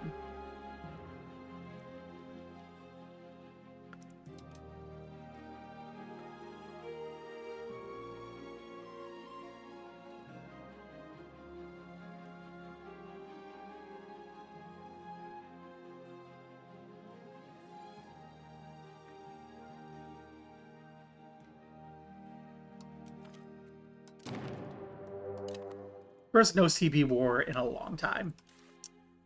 Immediately turning around and bringing everyone back to Minab.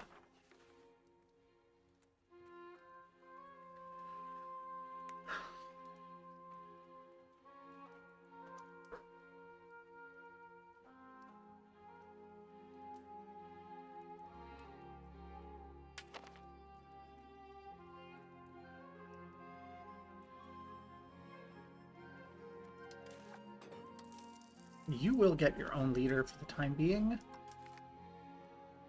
Draupada Delhi can do that.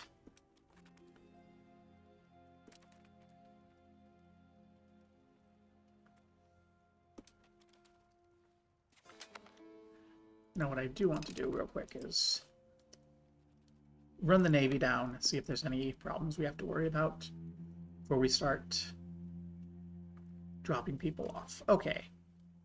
There's 5,000.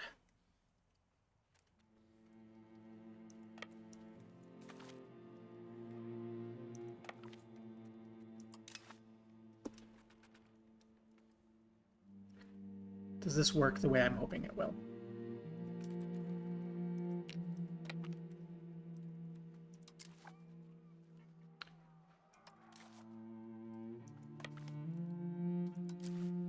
Okay. We're gonna have to split in half.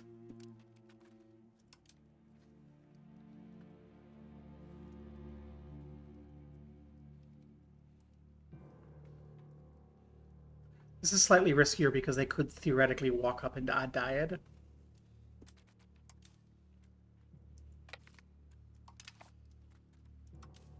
Okay, stand there, please.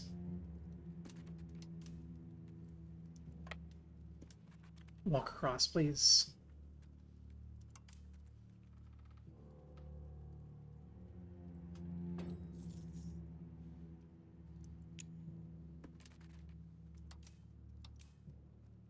Okay, it's being done. The game is being silly.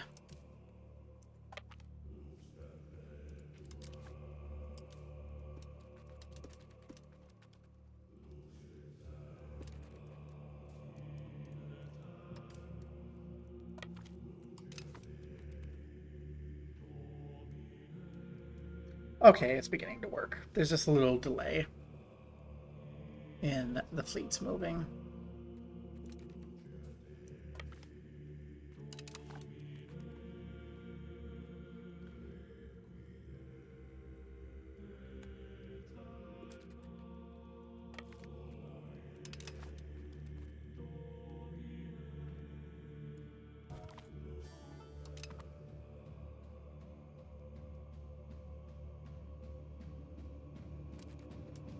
Okay.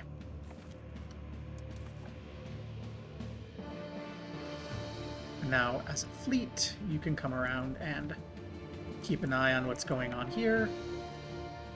Well, you come take Suhar as a place where we can start everything. As far as capitals are concerned, it looks like we only have the two. So this approach is mostly about securing food supplies and making sure that we're ready for the big fight. They have no regulars. We have regulars that outnumber them, so if we aren't overly aggressive, if we don't start starving, we'll be good. Since we're getting, okay, it looks like we're reliant on food supplies from the boat, so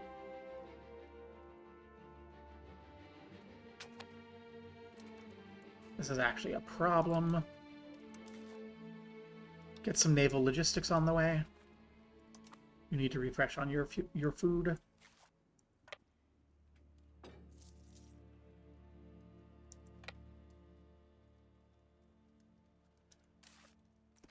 What do you do here? Cotton, wheat. Okay, well, we have to go for the fight. We're going to starve sooner rather than later. So let's get that fight going while we're still at good strength. We're getting 2-to-1s or better right now, which is what I want to see. Is there a fort here? No. So we should be able to complete that siege fairly swiftly and get a food base to go off of. You go refill on food and then deliver your food back.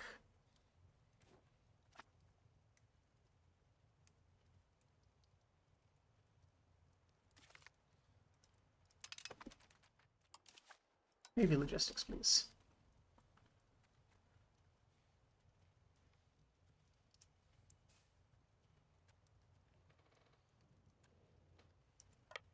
Okay, let's go not let them come back from behind us. We spent stability on this war, gosh darn it.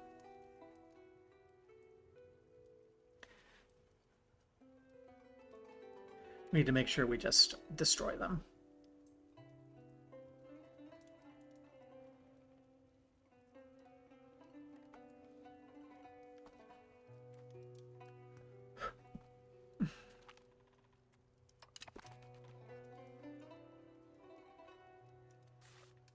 You don't have a fort. You don't have a fort. Okay. So we don't have any forts in the region. I'll eat some prestige to appease the ulema. That's not a problem. Forgot to, like, scootage you too. I should probably have you scoot a boot. Well, on the other hand, we might have forts down here, so I guess that's fine.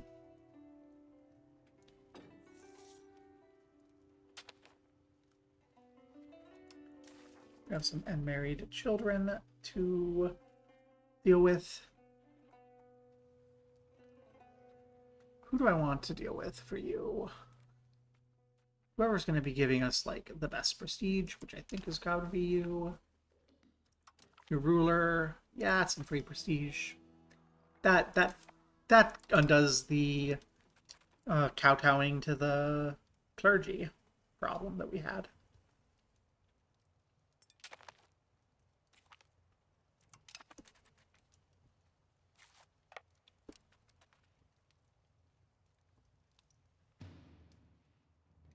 And there's no extra province capitals down there, so this should be the end of everything. Finally got a stack wife. Turns out 200 can't stand against 5,000. And this war is nearly done. And will be so much aggressive expansion. We're going to have to deal with so much making people not hate us after this, but... well... it's what we do in the name of... everything. So... I want everything. Who's mad about this? Oman is not going to exist. Yas could be a problem, but I don't think they have anyone they'll be able to pull into this. The Jarwinids, a problem I don't care about. Lamb's a little problem, but we're dealing with them. Kuzdar and the Pope are gonna be mad, but not enough to worry about. Okay. So we will take everything. We'll take all your money.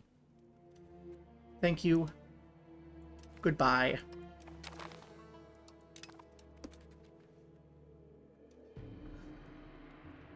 Makran now controls the Strait of Hormuz fully. We don't want to hold this ourselves, obviously. How many sub... well, we don't. We have you.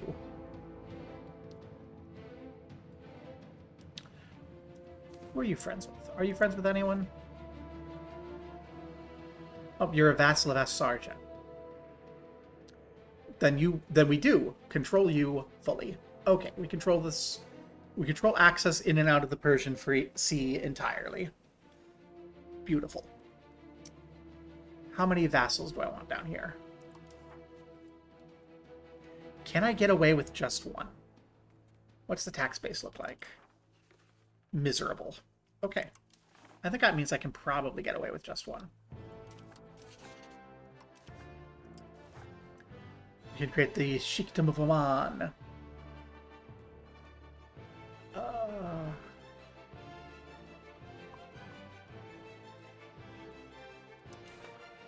Let's... you know what? Okay. We will create the historical Sheikhdom of Oman. Hopefully it's not a problem. You will be a vassal. There we go. Are you mad at us? You're fine. Okay. So... it's going to be a while till we integrate you. So we look at our coalition. Nothing. You're the only problem. And I guess what we do now is we look at our vassals.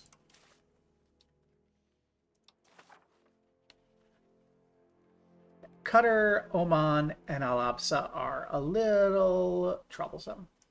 So first thing, so we're gonna spend a little bit of time to improve relations with all of them. So Qatar,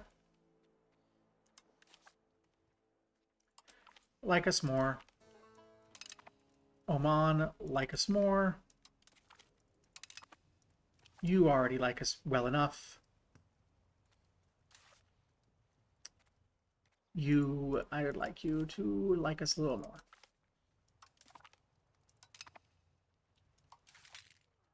Levies get disbanded.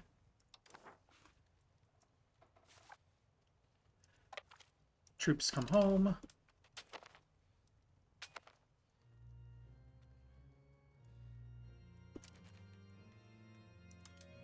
Troops come home out of Nal. This is going to be faster to do manually. We're a little over the limit because of Oman, but I think it's fine.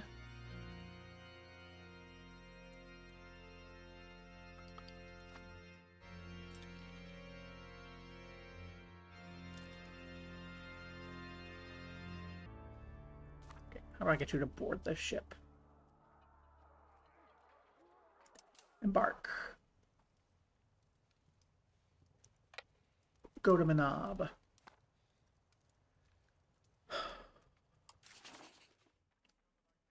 And then, who do I want to enable scootage on? Doesn't look like I can. We probably can at the end of the month. If we look at our subject management, honestly, I think we're okay on the money we're making from everyone.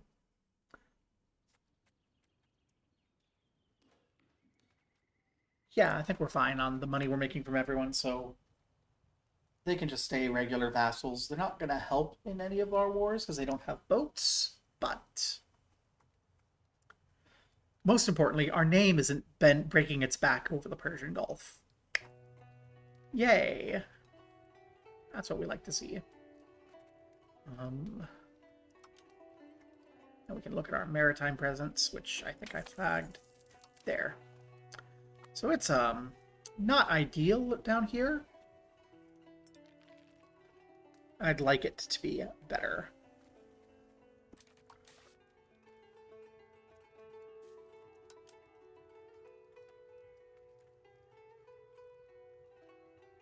Food lack is a problem.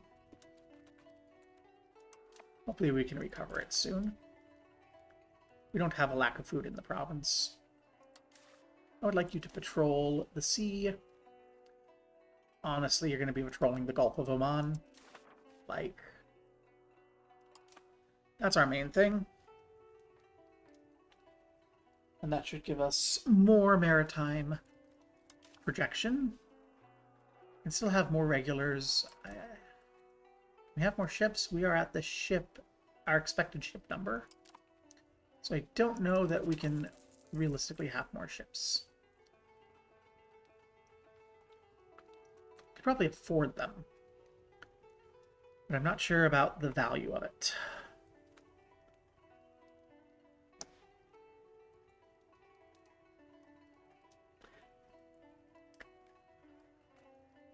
Well, I think we also do get a sound toll now.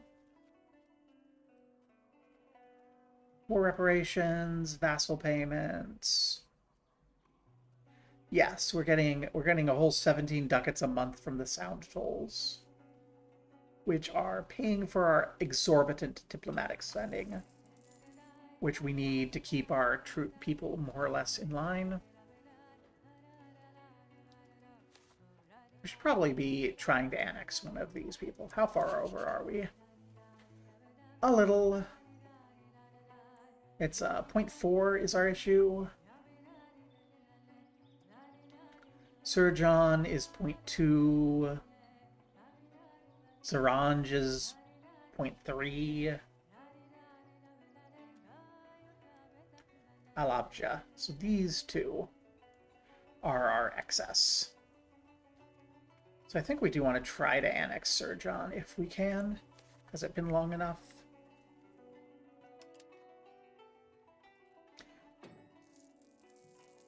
It has. So we're going to start the annexation over here. And it's not going to be great control up there. In fact, it's probably going to be the worst control of our country. But that's going to help with this, which is bad. And now we're at peace for a bit. Because until we integrate what's our stuff over in Oman, we're not gonna really be able to expand. I mean, if the opportunity gives itself, I will. But it'll hurt us. So it's not ideal. I do still really want this. This will be so good. That means we need to get our maritime presence up.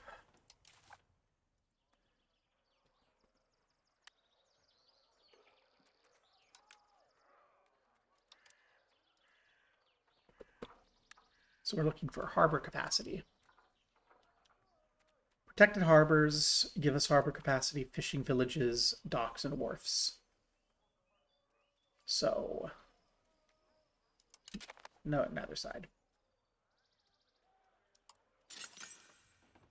We can build a protected harbor in Minab. Let's do so. We can build one over here in Gwadar. Let's do so. These I don't really think are that important to get harbor capacity down on. I would like to build a dock and a wharf in places. There's already a wharf there. There's already a dock there. There's not a protected harbor. I'll spend the money to build that in my vassal, because this is going to make... So basically,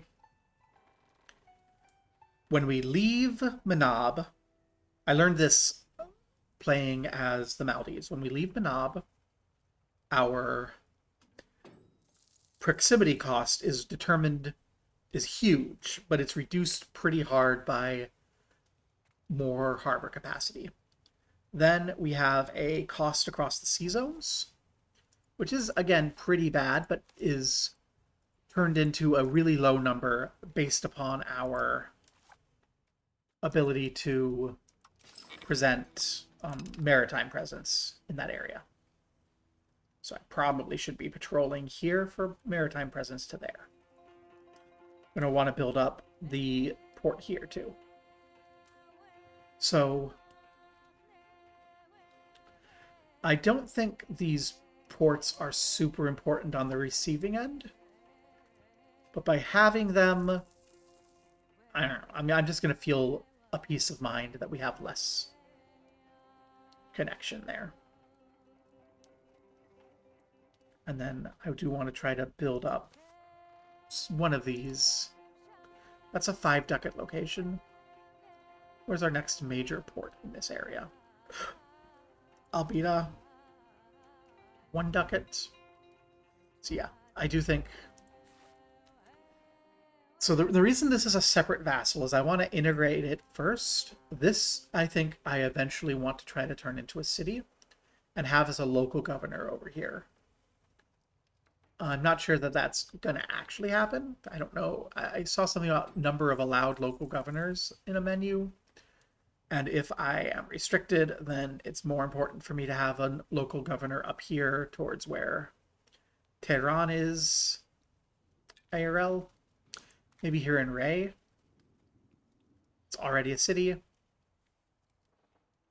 Not great tower projection, but like it can project over to the coast, it can project down to the river. And then something over here, like maybe in Herat. Like those are my priorities for local governors. And then if I have another one, we come down to toss something on Al-Manama to control this region better. But I might be able to be that we control it well enough for Minab or Ormuz. I'm still debating whether I want to actually move my capital to Ormuz.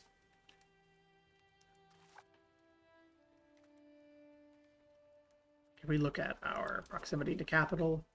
This is going across land. So that's fine, but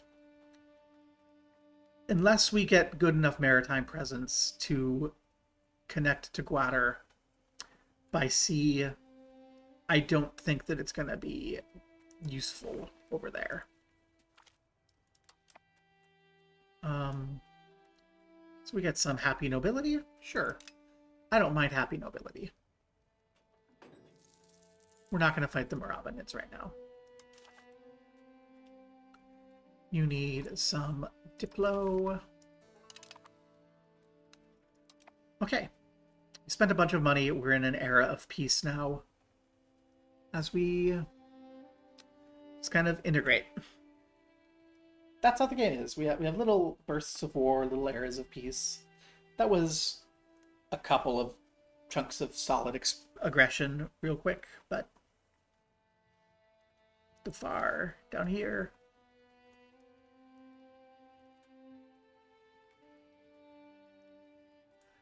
There's 3 whole corridors here. That's great. Dhofar, if we took Dhofar, would we claim the entire of Al-Rub al-Hali? Al-Rub al-Hali. We'd take all of that if we did. We'd be covering, like, so much. I don't think so, though, because well, I mean, they have a lot there. I think if one person controlled these 3 sides, this would color to them. I don't know, though. That's just, like, the vibe. And as I said earlier, we get vibes. Vibes are normal, but vibes are not the basis of your decision-making. Oof, hernia. I'll probably have to go soon to deal with my hernia and other things. I can't hold down a job, right? Like, if all you do is see this, then you may go, oh, well, you can do a job. But, like, this is, like, if it's not streamed right now, I'm in bed going, ow, ow, ow. Yam. Yemen reserved some yam for dessert.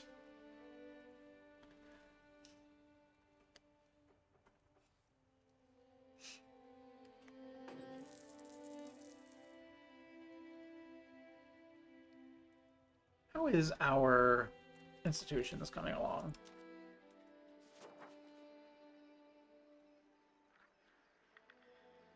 It's growing. In our trade center. In Calmet.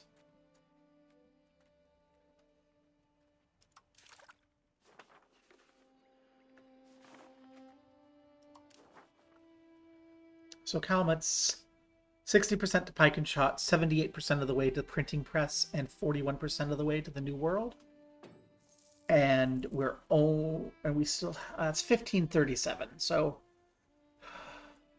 yeah, we're gonna get institutions about an age late, is what this is telling me. Because 1537, like, we're gonna so sad.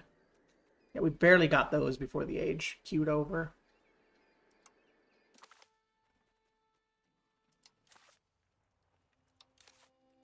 Other research going. Oh, we have no research. We've done all the research. We need those institutions so we can do more research. I need to figure out how to move more institutions. Well, we have a moment. Let's go ahead, see if we have some information that we can refer to. So, import from locations with New World, exports to Satisfaction Market Center. Okay, so if we do trade with people who have the institution, it spreads. So that would give me a reason to manually do trades, which I really don't want to. That's such a pain. But we do have missing goods and we do have missing needs. We need tea, amber, fur. We need tea. So you know what? Let's take a look. Market, trades. No, it's not. Let's go figure out how to actually do this. Okay. So if I go to goods and I say tea.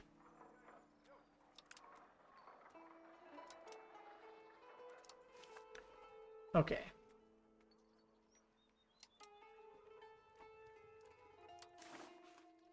I click the market. And I say tea. And I say, I want to import tea. Will show me where I can import from. So if I do this and say I want to import tea,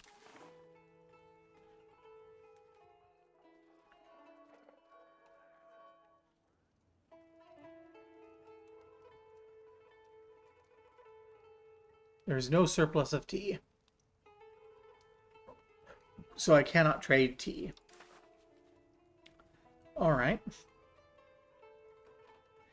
How about amber? My people want amber. Is there amber exports somewhere?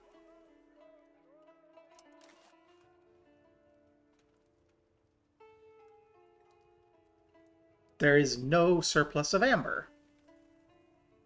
Okay. How about...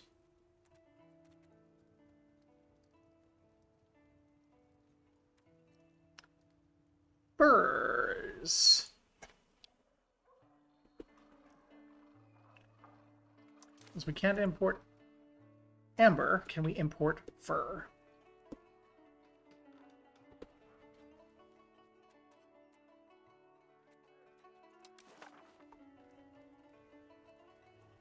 Deficits.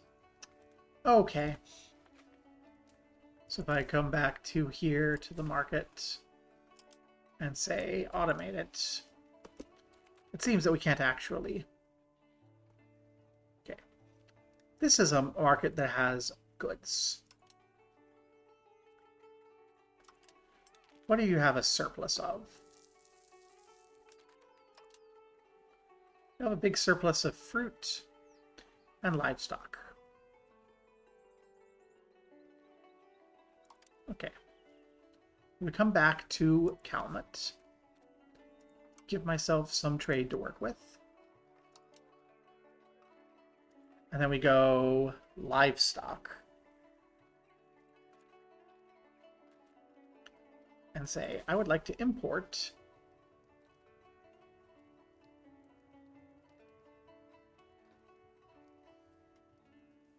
Y.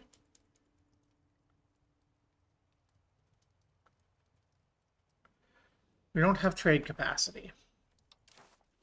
So we need to obtain trade capacity in these markets. Okay. How do I obtain trade capacity in these markets?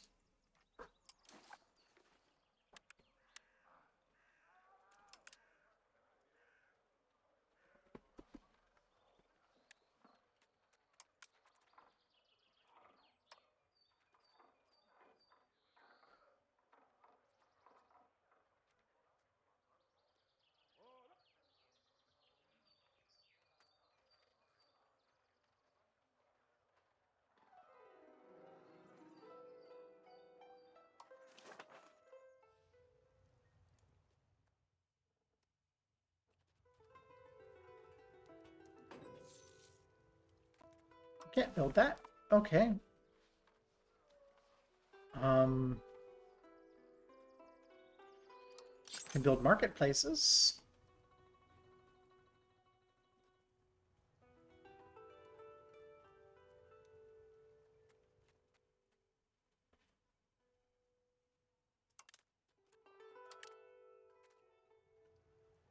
Let's build a couple of those. Maybe that will help. Why are we losing money? Trade income's down.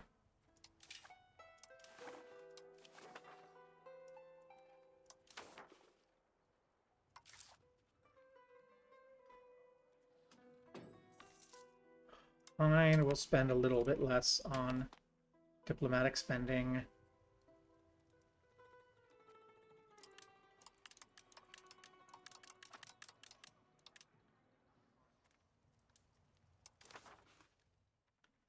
Some disloyal people. Unsupported, used Diplo capacity. Yeah, we just lowered that. We can't actually afford to reduce Diplo spending. We can afford to reduce the army maintenance for the time being, to reduce fort maintenance for the time being. That does that. Okay. And we're gonna hope that... Do I have building maintenance? The armories, wharfs, and such. That's eating a lot of my money, too.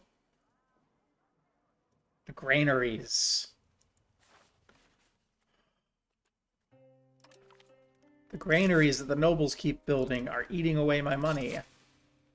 Get them out of here.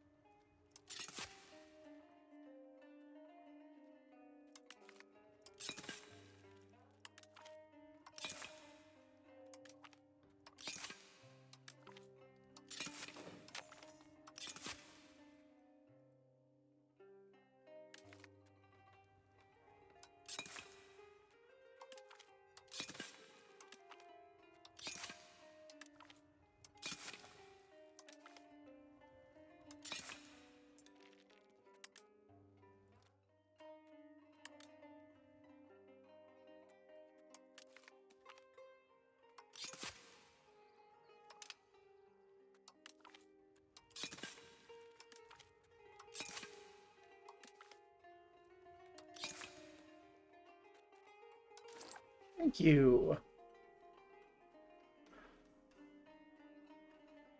The armories are a lot too, but that's fine. The marketplaces are a bit, but that should help with our trade income, so it's fine. We need the docks, we need the wharfs. Nothing else. Okay. The granaries weren't really that much of a deal, but actually, yeah, they were like 2 whole ducats. The nobles just spat granaries everywhere. Don't stop.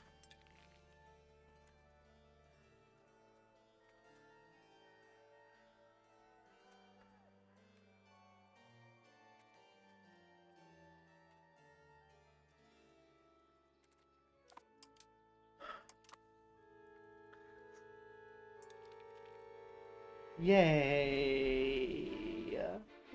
That's great. The nobles have found a way to mess with me. They're showing their displeasure by building granaries.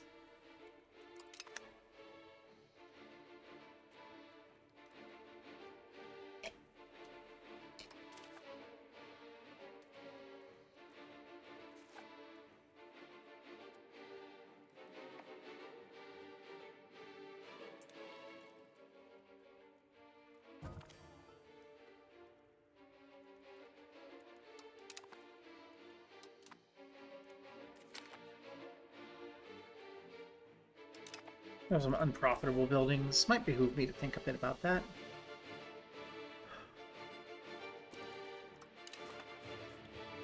Sure. I'm gonna keep marrying the Injuinids.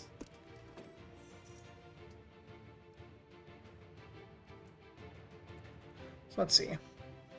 Our main issue is this weaponsmith up in Quran.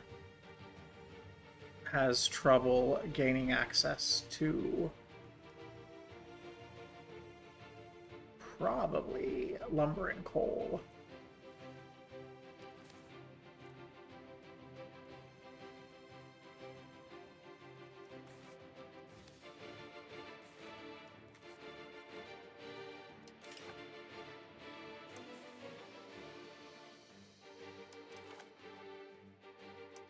Let's see this market. Okay.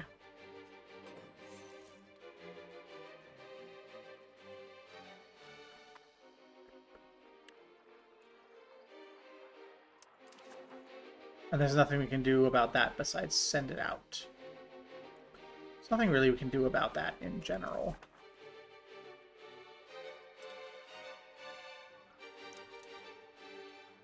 Yeah, lumber is just an issue everywhere in our country.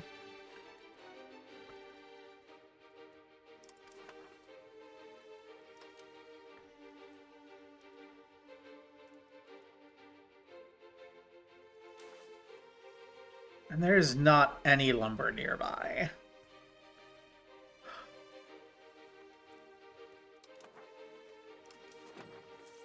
They're just gonna have to suffer. I can't really afford to subsidize them. I'd appreciate it if the nobilities would pay their frickin' taxes. Like, pause for a moment here, because I don't want to, like, tick this, but...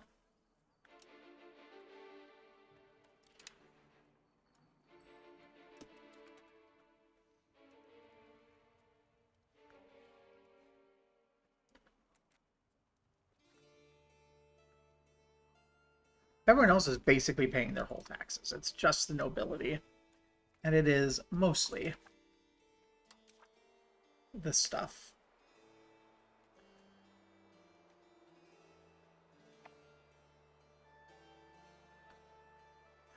We can start revoking privileges relatively soon.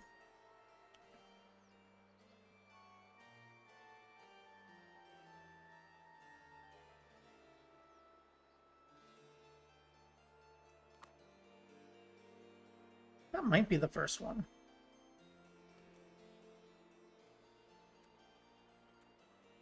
Like, opening ourselves up to take the best leaders that we can. Am I willing to fire that off?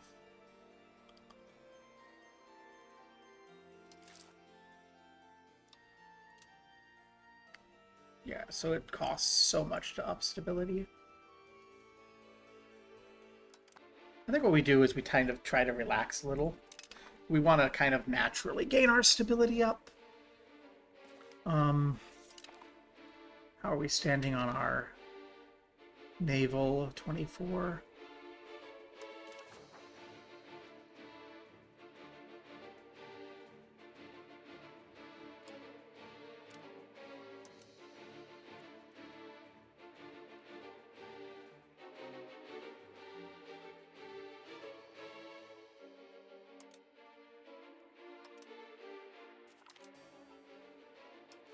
Is there anyone here we really need to improve opinions with?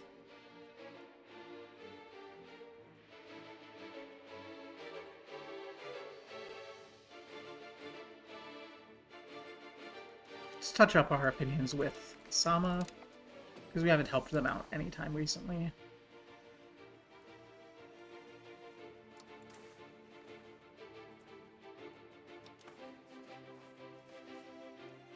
Okay.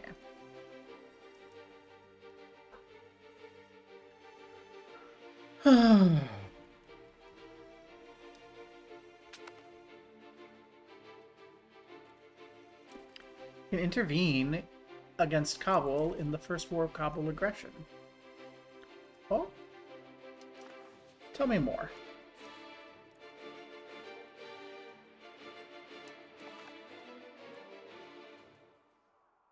We're attacking these people.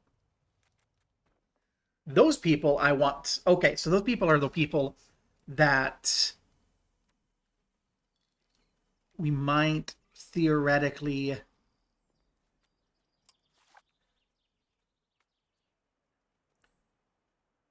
Yeah, we might, if these two ever spit out a kid. If you spit out a son, if these two spit out a son, we inherit them. So Kabul is not taking those over. So yeah, we are going to intervene in this war against Kabul.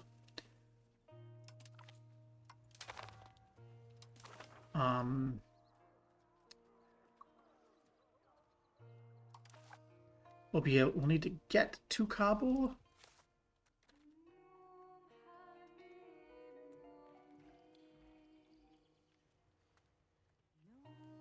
Somehow. We'll purchase military access.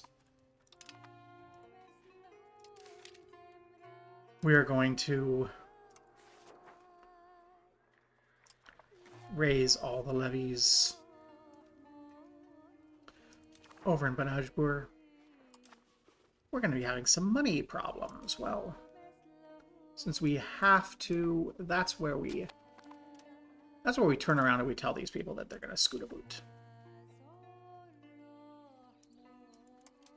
But I can't do at war, can I?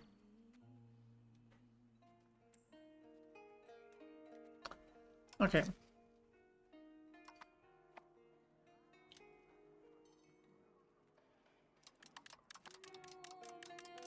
We need to not be hemorrhaging money. Something like that. Is that going to keep us high enough? Yeah, that should keep us high enough that I'm not too worried about it. Okay.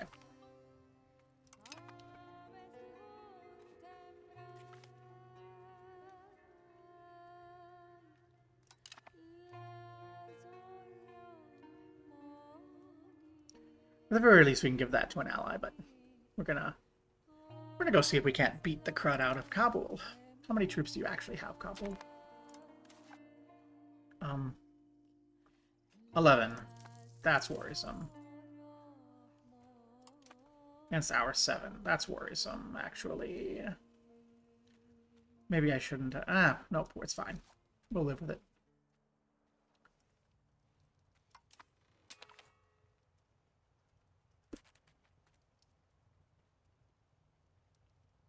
Again.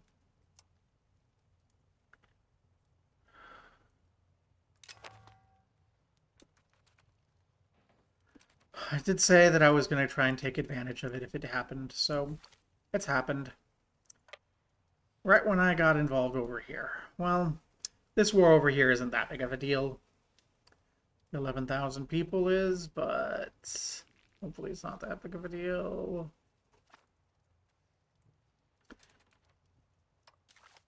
Not you, but over here.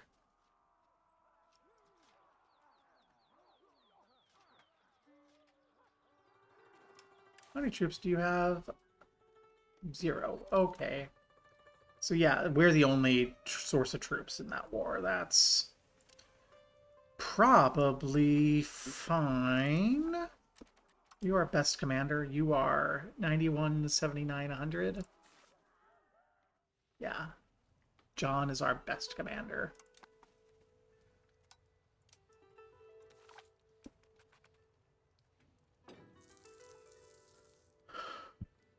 Did you seriously build a fort in Lar? You jerks. How dare.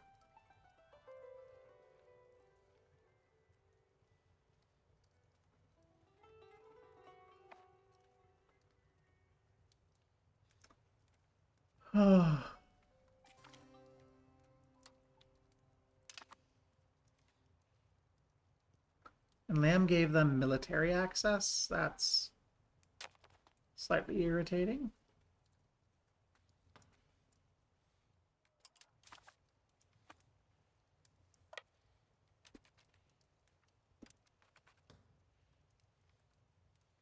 Well, I guess we siege a fort down here.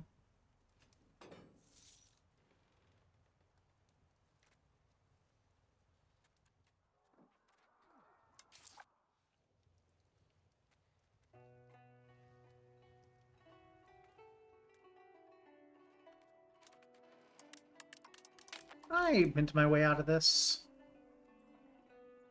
Yeah, let's mint our way out of this until the end of the war. Inflation's going to be nasty, but we can deflate after.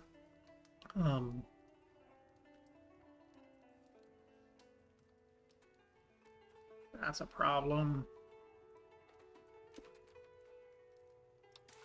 Okay, Kabul, what do you want for me to leave this?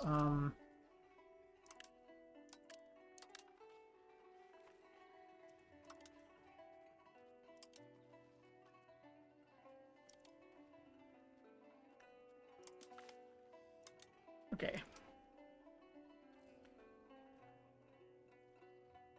So you're not interested in me leaving. Okay. Well, then I'll let you go for now.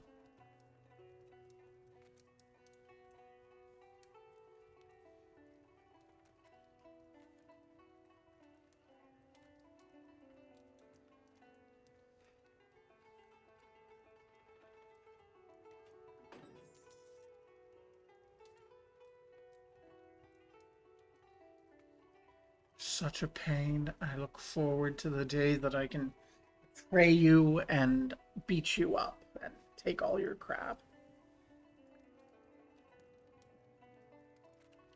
I was supposed to be fighting Kabul.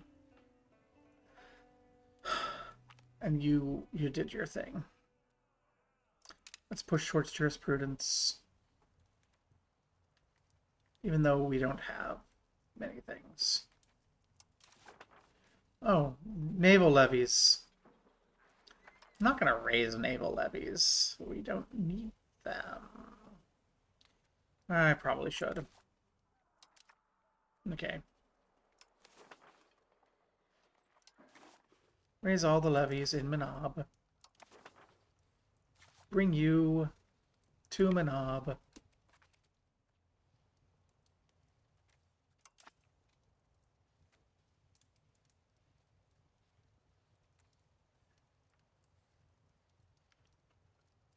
There is a coast for us to blockade.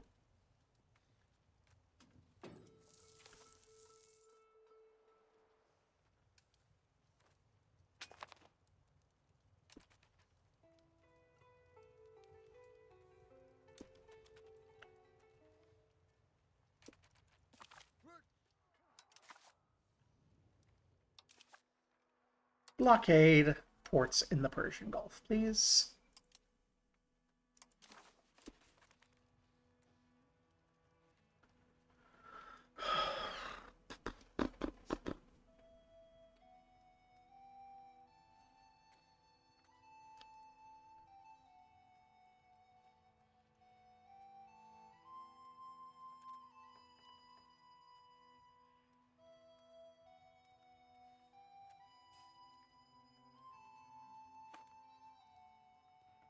You have any regulars?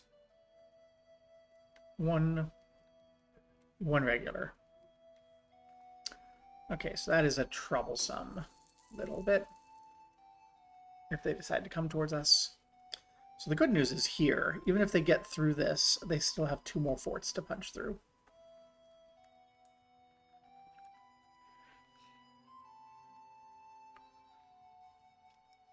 So this should be the war where we manage to secure things. I'm just going to hope that we can get what I want to get.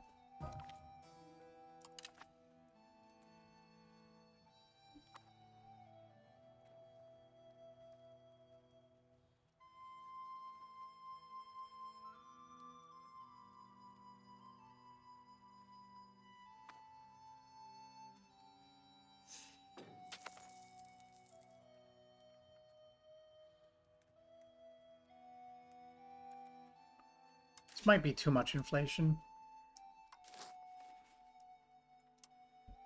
Let's bring it down to something more modest.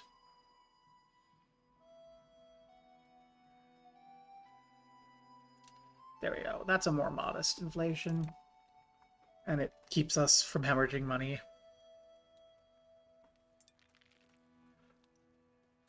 Oh, that I don't like. You really need to group up your armies and deal with their military first. Like that I think is the strategy. You group your armies up, you bop their military, and then you do sieges. I'm not doing that because they're not going to group up and help me, but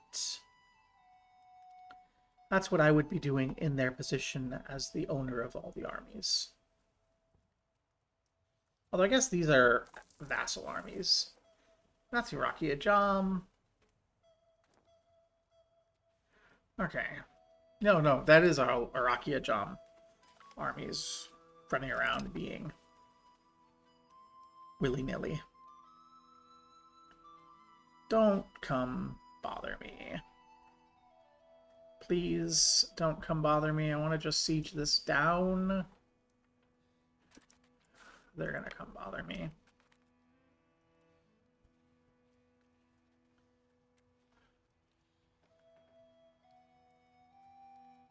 Let's just go east. Get out of the way of the big stack. We can go poke at Kabul and just not worry about it. There you go. Have fun over there. Fight your fight.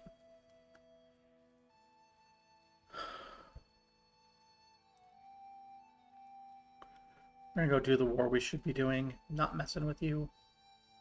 Although this war against Kabul, they have 13,000 men.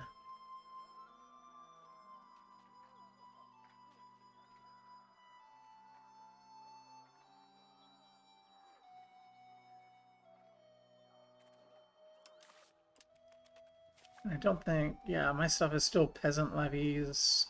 There's some men at arms, but there's not like a lot of them.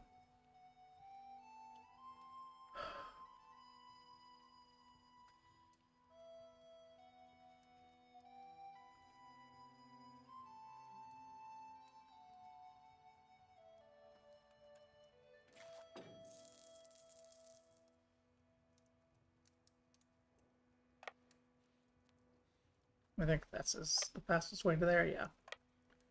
So we'll go recover our morale before we go marching off.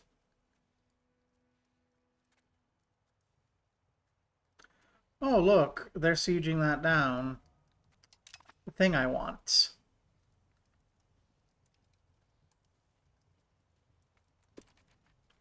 Okay, who are we actually fighting over here?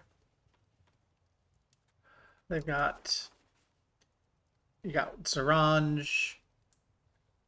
And then I got this stuff. Which war is this? This is the Carted War. So this is all Carted War. And then we have the Kabul War.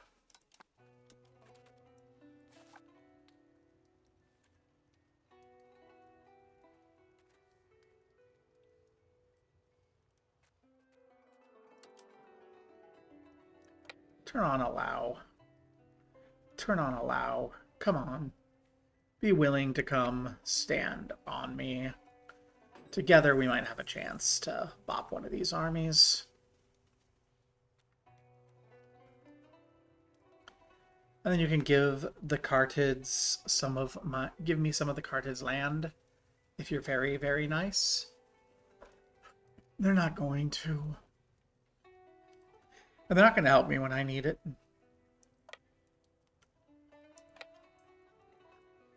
Such a miserable fake ally.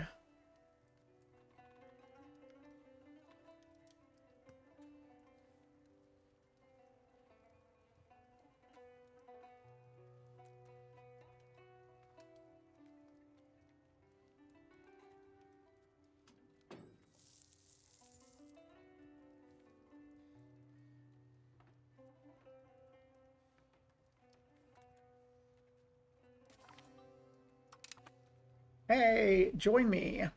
Join me, you fools. You got caught. We're gonna get caught too.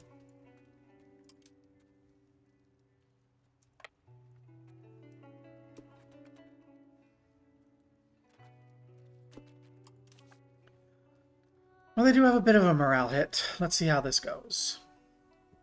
Okay, we're killing them way more than they're killing us, and then it turns around. Yeah, that's what I thought. Well,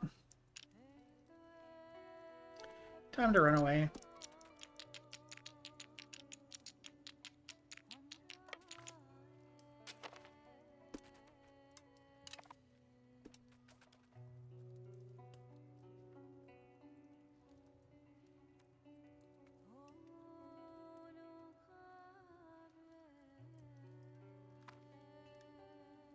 Good luck. Goodbye. Not interested in you anymore. Kind of doubt that I actually want you as a friend anymore, 'cause you're not helpful and you always cause me trouble. And this stupid war always ends in white peace, 'cause you keep fighting them and you're stupid.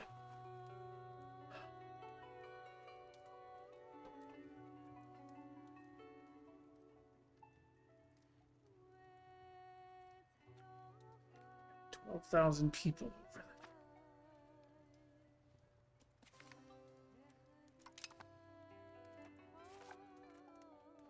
Hi.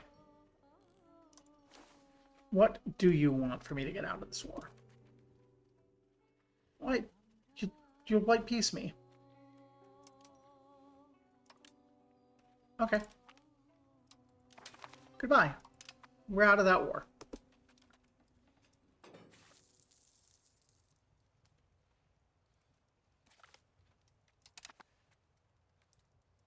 Don't call me into stupid fights. Now this is Kabul. This is Kabul's army. Okay. They do have the 11,000.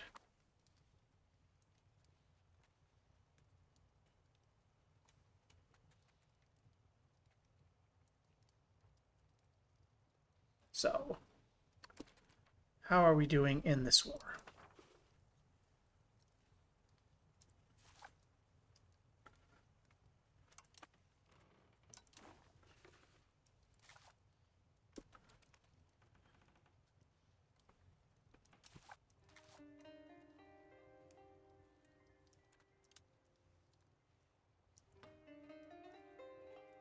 So here's what I'm going to do. I'm going to come up here. I'm going to scorch earth and retreat. They've got 11,000 people. They're going to have to come through here. If we scorch earth, force them to do that, then hopefully that bleeds a lot of their troops. Because they're already eating attrition there. You can have food access.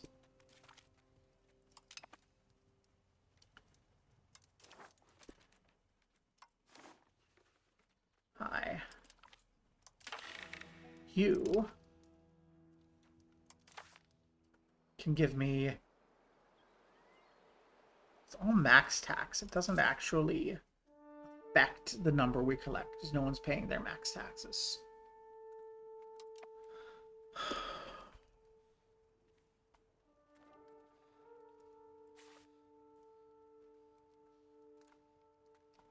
So yeah, we can recover our troops, which they can't.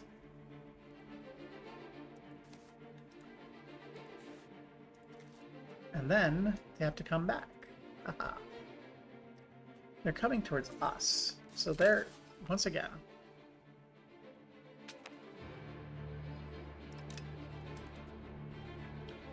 Ooh, we've changed our societal values as much as we can. We're allied with them, at war with them. So this is I think this war is going to be better than it looks. You need a new job. You need a new task. You're kind of okay at everything. I'd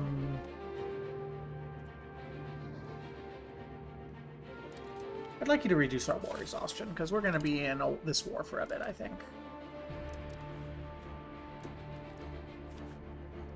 So, you go hang out in Quran. So we're going to chill. And we're going to try to burn the ground, scorch the earth here and back off.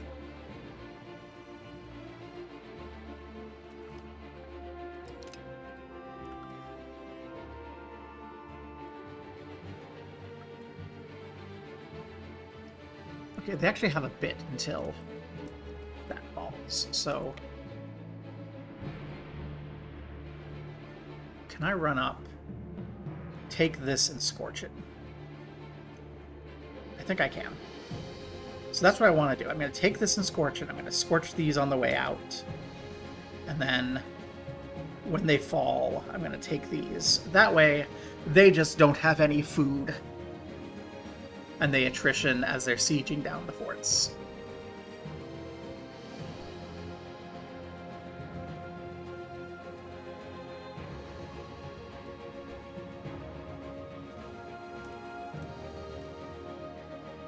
This had best not be in any overseas province.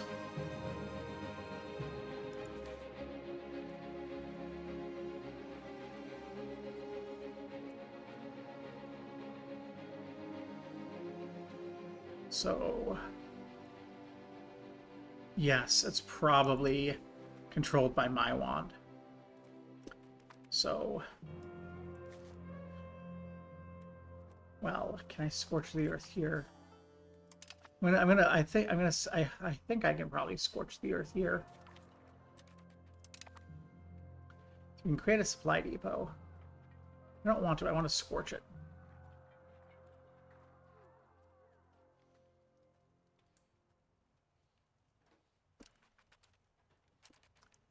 Okay. Well, let's see. Do you start taking back? I think you will.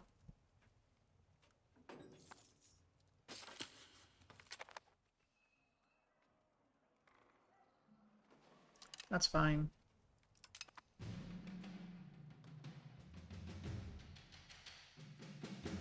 You're not. Okay. Can I scorch you? No. I can't scorch until I get back here. But it looks like that is not actually ticking back. That's good. That should keep them from getting food from there. And then we'll scorch when they come back. No, our commander died. John, Ardashir is not as good. Our age of amazing commanders is gone, but Ardashir can do it. Where's my burn everything button?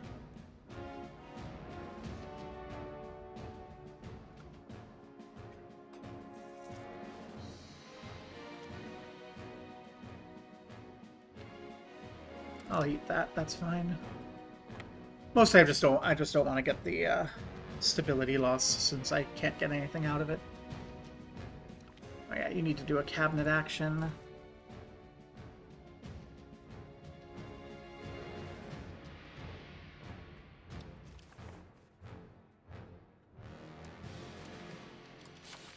Courage urbanization in Minab. I haven't actually done Scorch Earth, but if we look, look how many. They're already down to 9,000. So, if we Scorch here, which we can, there's the button. If we Scorch there, and back off, then they'll have to siege down even lower, they'll attrition even harder, and they might drop low enough that we can hit them. And if we check, they have no regulars. So they're just burning levies, which won't recover. Regulars recover, levies don't. So they're burning levies that don't recover. We'll burn the food here, we'll back out again, probably down to Nog.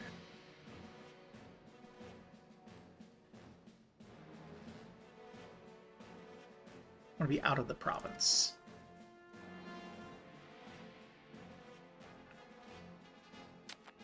Yeah. Mirabinids? Sure. Druids? No, actually. Get out of here. I want you to die. I shouldn't have given it to the Mirabinids either.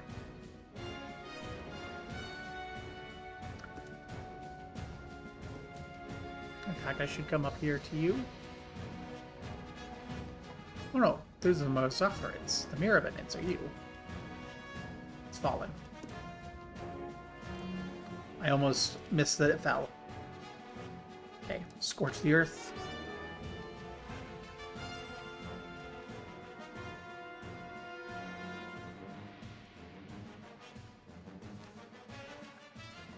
And get out of there.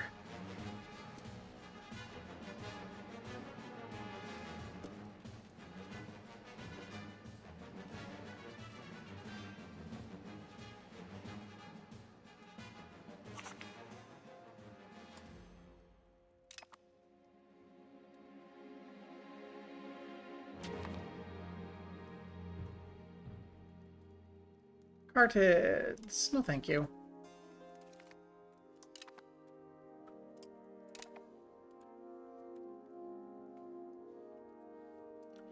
And now, we wait for them to attrition further. They're not attritioning further. No.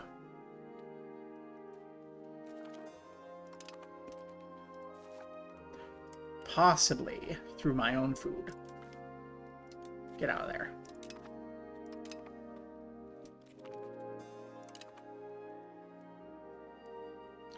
I don't like that. Okay, what are the odds that we win this fight? Go to Besima.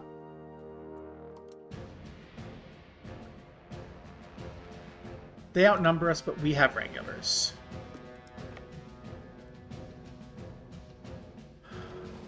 It's very likely we lose.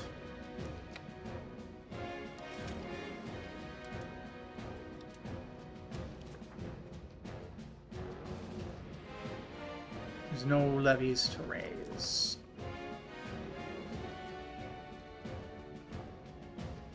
Our vassals are disloyal. They're not attritioning. I was expecting that they would attrition. That's the annoying bit.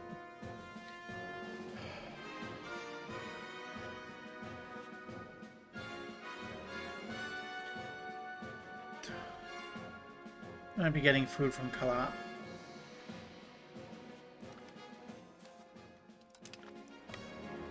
I think we need to punch them. We will recover some troops. They will not. So if we don't lose too many troops here, then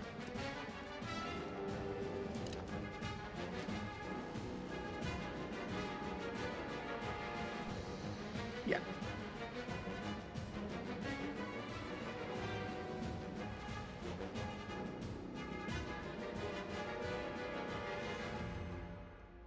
I don't want these 50s. I want the losses the other direction.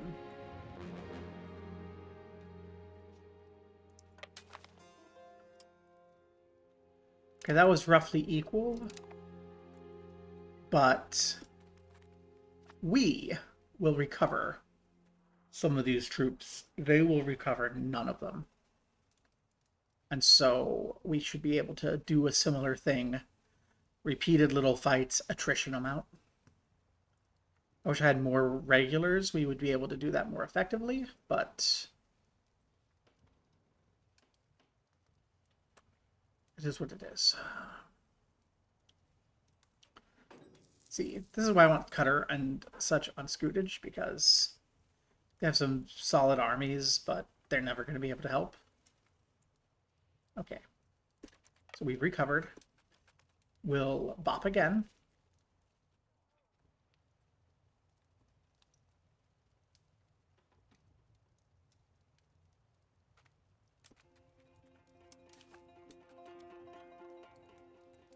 They're losing more than us. Oh, stop doing that. Good. I like it when they lose more than us.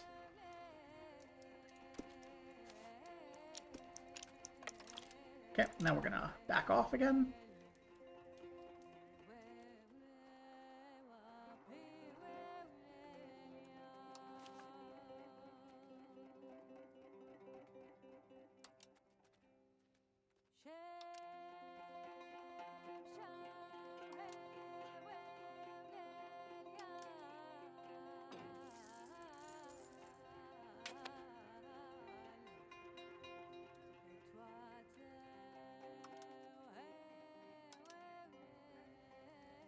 We can bring our regulars to the flank.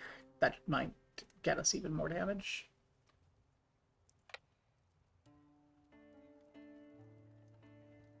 I really feel like this is a kind of dumb idea.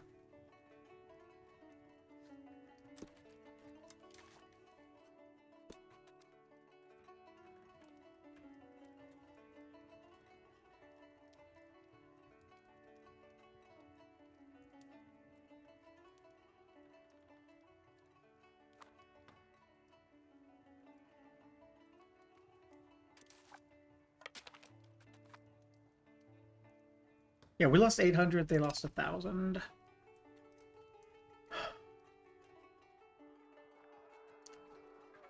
Consolidate regiments, please. Okay.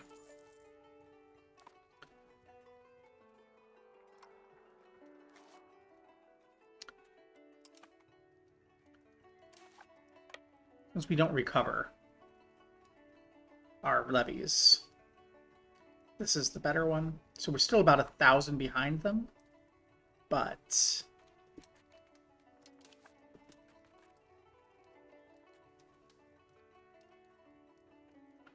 This is beginning to look more like what I want it to look like.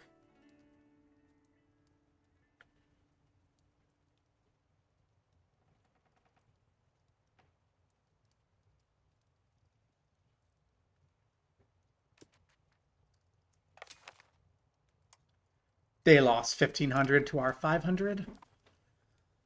None of these losses can be sustained, but our losses recover better than theirs. These never recover, but these do. So...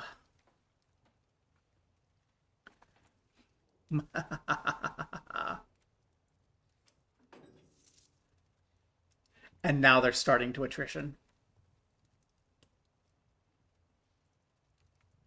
I should have been patient. I guess they just needed to eat the food that they brought with them, and then they would attrition. I should have been patient. If I were patient, we could be doing this against weaker numbers. Well.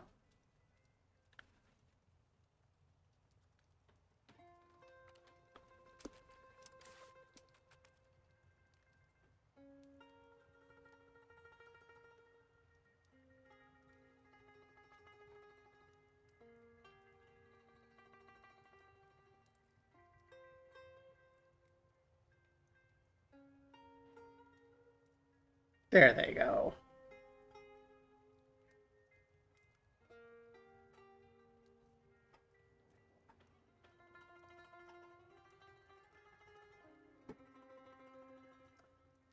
Took a few goes, but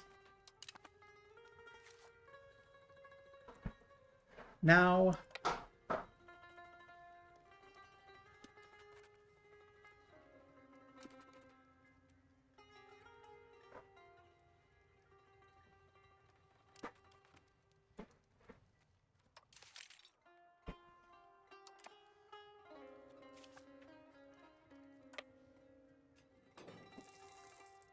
we get to go besiege a town with mostly regulars in a province with a low food stockpile. Ugh. I think this is still a ways away. Oh, and look, our ally went there.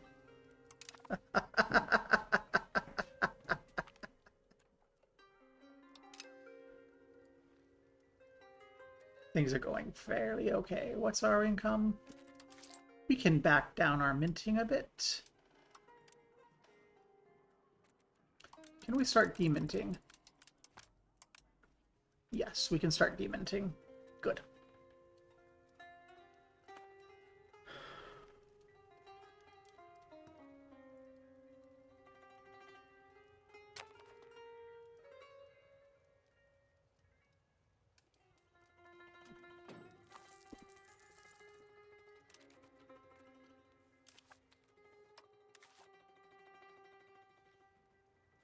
Hey there. Mirahbanids. You're like, we will not give you food access.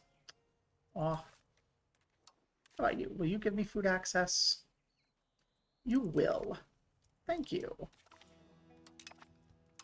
I don't think that's going to help me, but it's nice to have.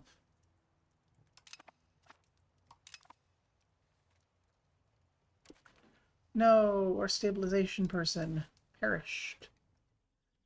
Nazli Rindlishari. Best we got, and part of the dynasty.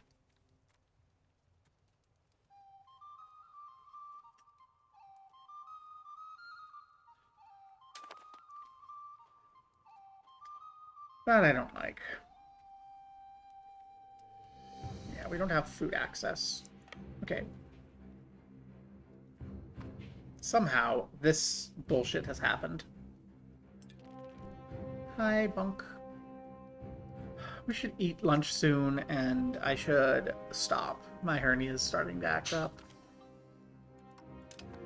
The Artinids have been annexed.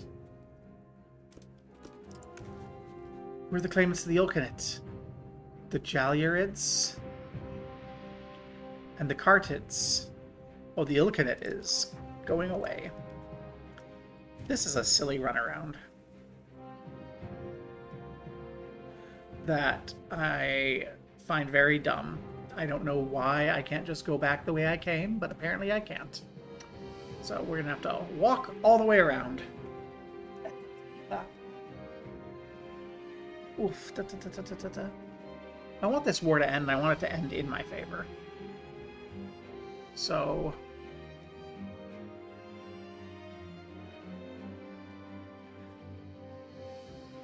I kind of want to force Kabul to spit out a bunch of shit. I think that's going to lead to the Kartids eating a lot of stuff from Kabul, which is maybe not great for me in the long term, but, you know, feed a little bit to my future personal union junior partner.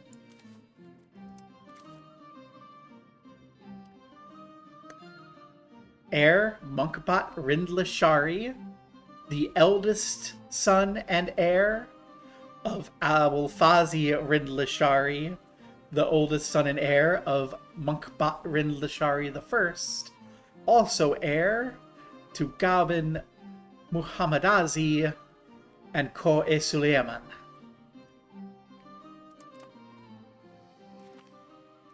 Marriages.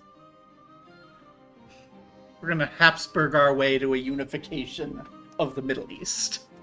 We will have peace in the Middle East under the Rindlashari.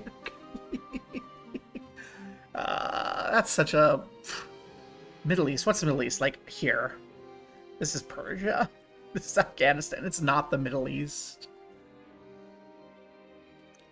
Swana. We'll have a peaceful marriage unification of Swana somehow. Let's come just recovering. Quran. The food's recovered. They have 800 people. Still.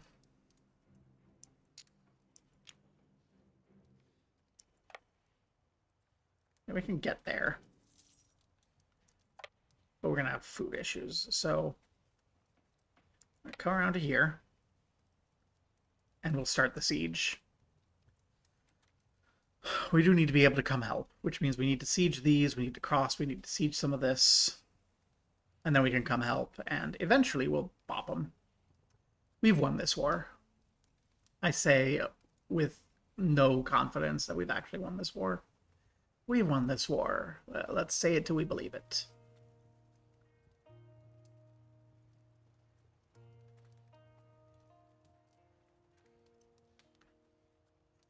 It was a war of attrition with potential long-term negative consequences for our people.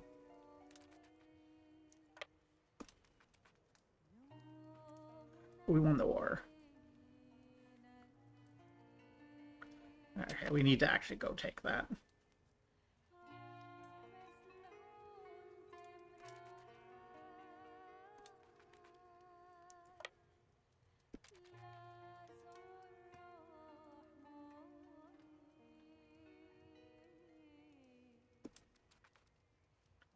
Oh, you're gonna win that fight.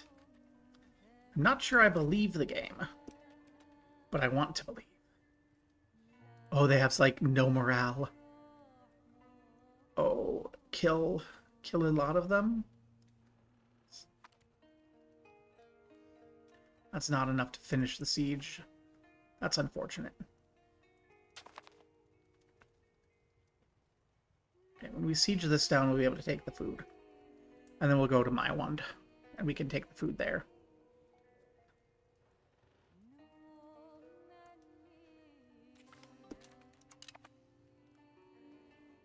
We taking the food?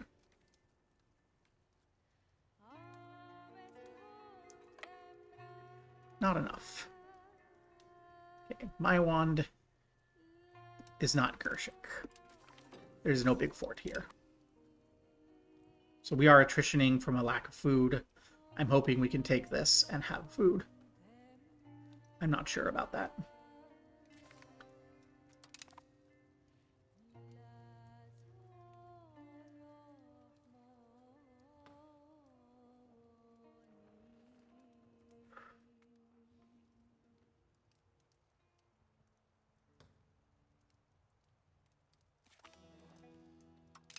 Afghanistan, it turns out, is really miserable to fight in.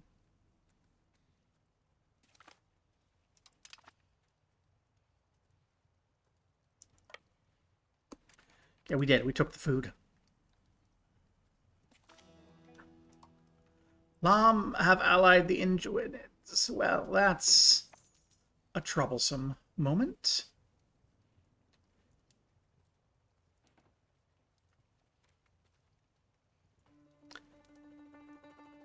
Hopefully they become loyal after we annex Surjan so that their troops can fight Lam in the next stupid war.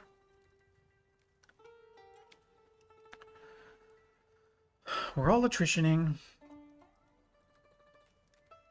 But we're gonna pull this out.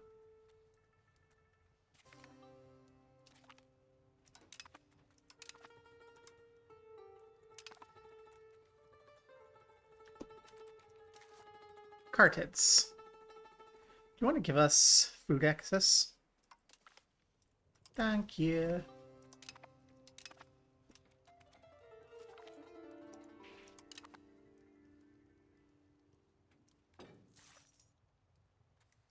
You're gonna come fight us here? Please?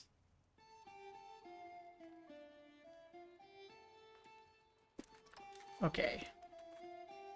Big fight.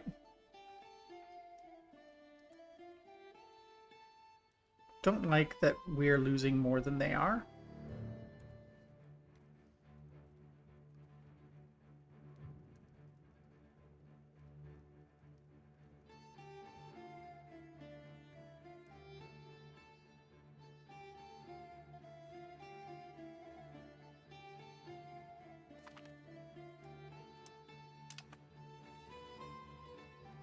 Well, they really don't like that. Okay.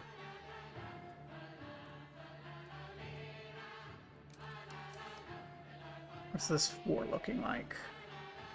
It's all battles. I'm not willing to peace. Okay. Who's the leader in this war? Koh. That's going to be a problem when they come back.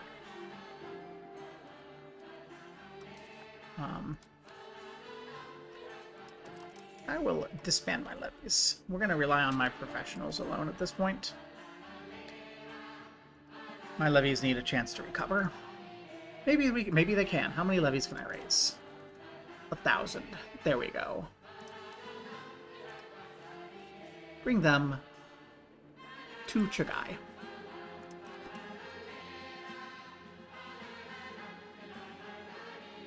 Where they can join us.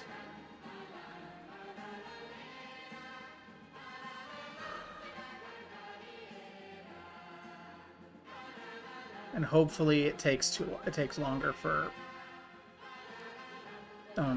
Kabul to come back than for my levies to show up.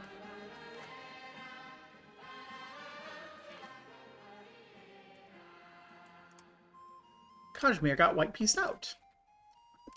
Well, never mind then. Now it's just us v Kabul, and Kabul is basically nothing.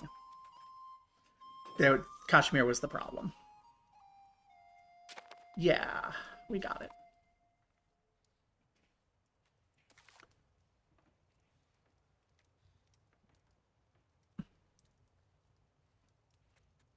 Who's going to control this siege? We will.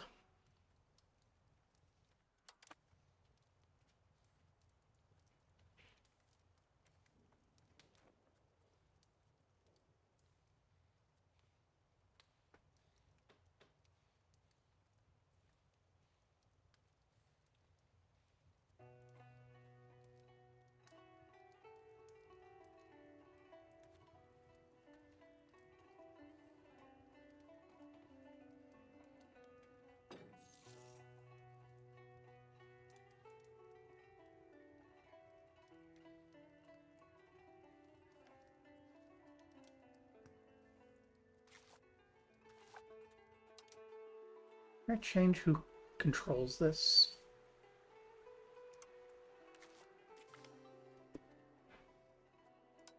Okay.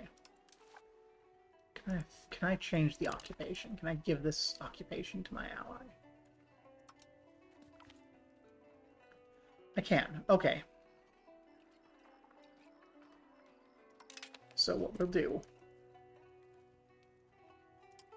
transfer occupation to you. I don't really want any of this. So as we complete these occupations, I'll pass them over. And can I transfer this occupation to my vassal? Yes. Excellent.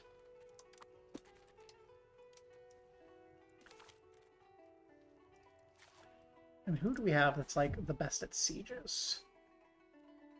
That's administrative. Okay.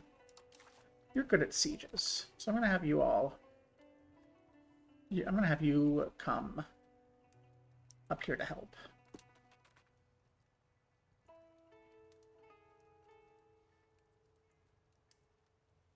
And you're sieging down.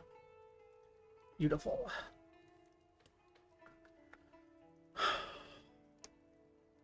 This will grow my vassal. This will grow my future personal union, I hope. Food shortages, don't like. Yeah. Yay! And then we'll have to fight the Carthage at some point to get bossed under my PU and under my vassals. The PU is going to drive up my Diplo thing, make my vassals uncooperative. It's never ending. It's never ending. That's okay. It will annex people. Okay, that siege is done. Transfer the occupation.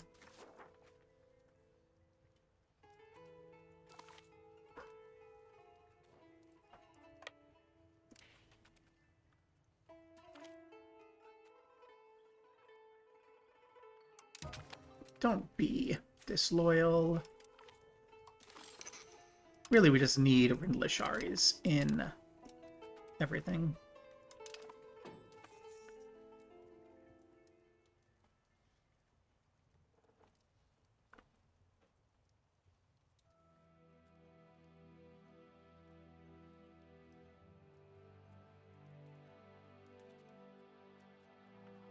You know what? We can give you Yesip. That way we have 3 different commanders, and hopefully it picks whoever's best for the given task. I don't know that that's true, but I'm just gonna hope that that's what happens.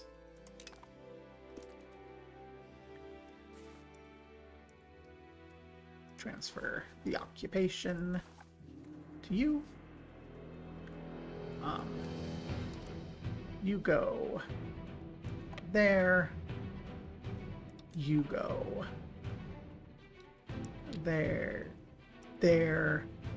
You go there. I want you two to have a chance to recover your...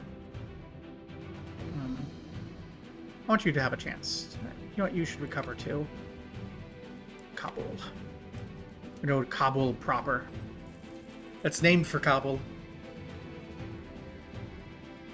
Let's everyone group up here.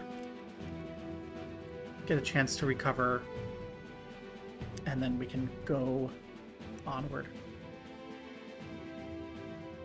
to Logar and then Kabul.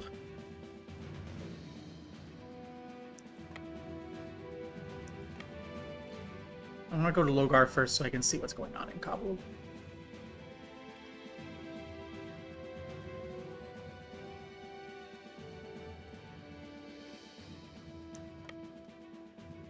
Oh, they're up there and they're running away. They're like, oh, the Baloks are coming. We're like, yes, we are.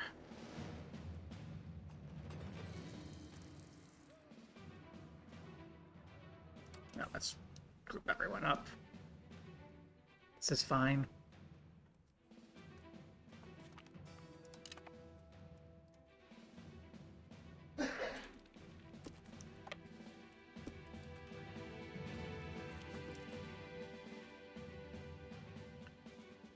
transfer the occupation to the war leader.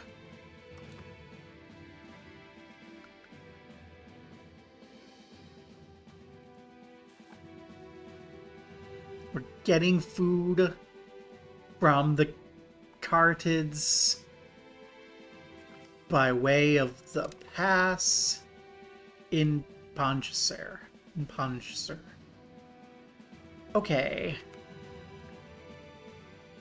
Hey, Bagram. I know Bagram. We are in Afghanistan. For real. Well, of course we were. Kabul.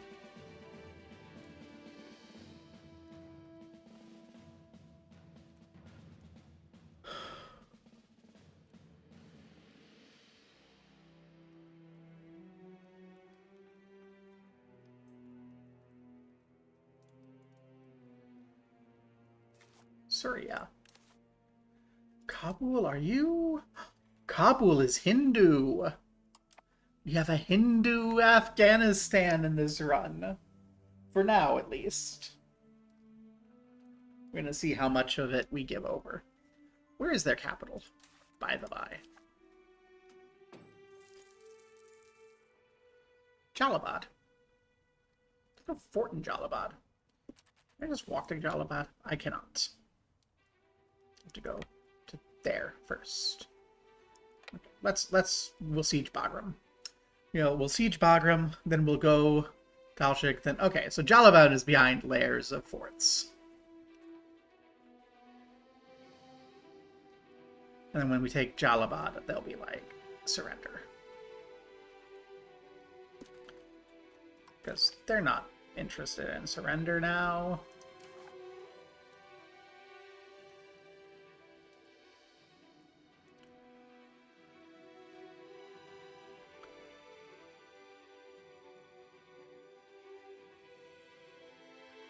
Yeah, they're not even willing to give me, like, the one space to my vassal.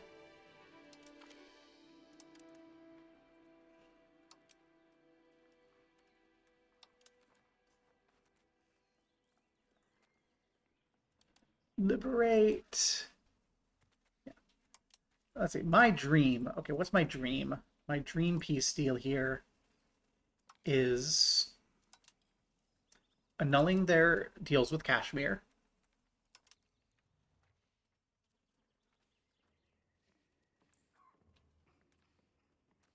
Liberating Badakhshan. And liberating Swat.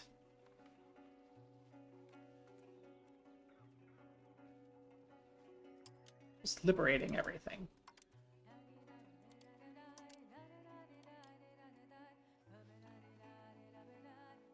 So that's too much.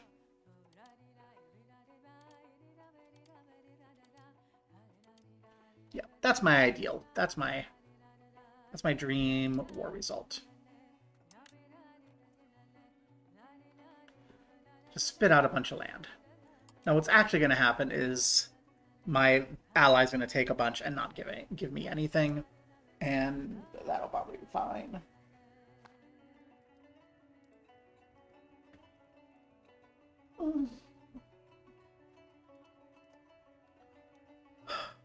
I'm doing so much work for my ally. Why am I doing so much work in this war? Well, because I'm going to get something out of it, right? Like, everything that they take. Okay, everything that our buddy, whose name I need to learn, Koi Suleiman. Everything Koi Suleiman takes in this war is going to become part of Makran in 2 generations, is my expectation based upon the line of succession. Unifying very shortly. So if we can do a bit of annexation, we can have, a little PU subject over there. Someone that we can give stuff in Afghanistan to, who is, I presume, going to be more loyal. I expect that we will have more loyalty. Oman is the only person who's not loyal. Oman is our only disloyal vassal. Beautiful.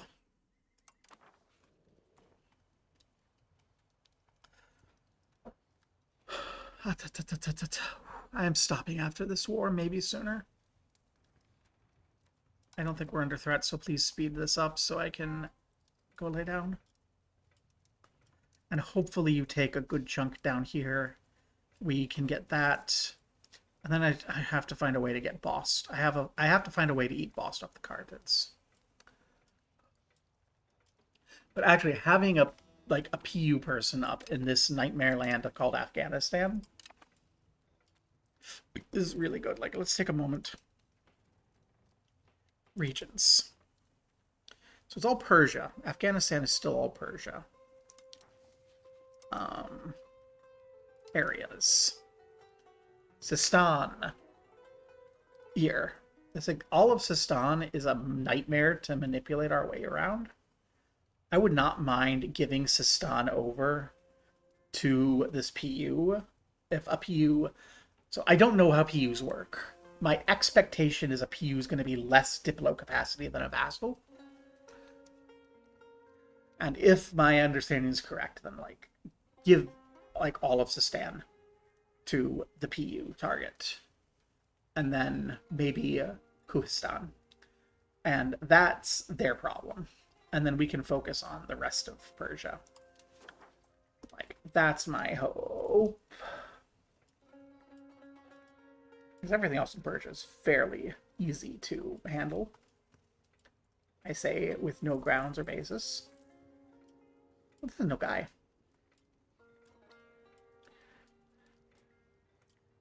I love that this really just emphasizes how desolate this area is and how these major cities became important because of their locations on the only traversable areas like Urgetch here. Pretty solid city.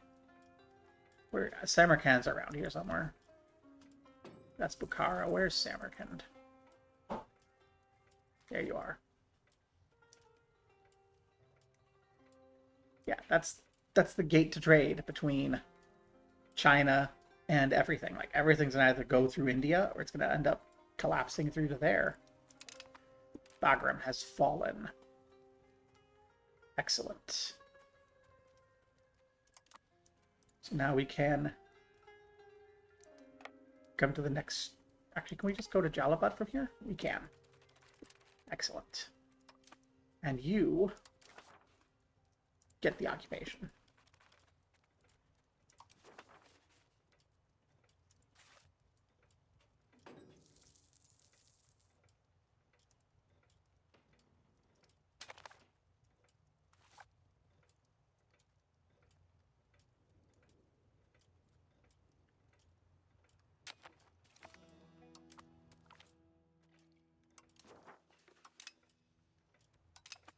Okay, Jalabad has fallen. Transfer the occupation to you. So it turns out that is the capital of this whole area. That explains why we were getting food from there.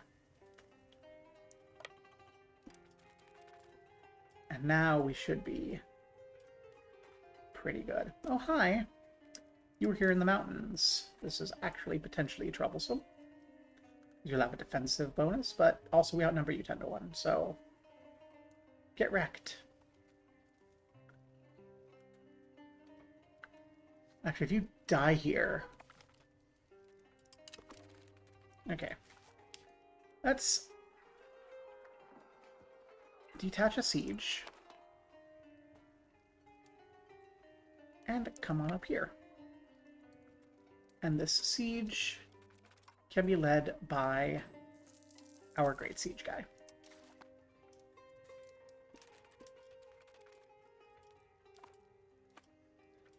Hopefully you don't need me to send reinforcements, because I don't wanna.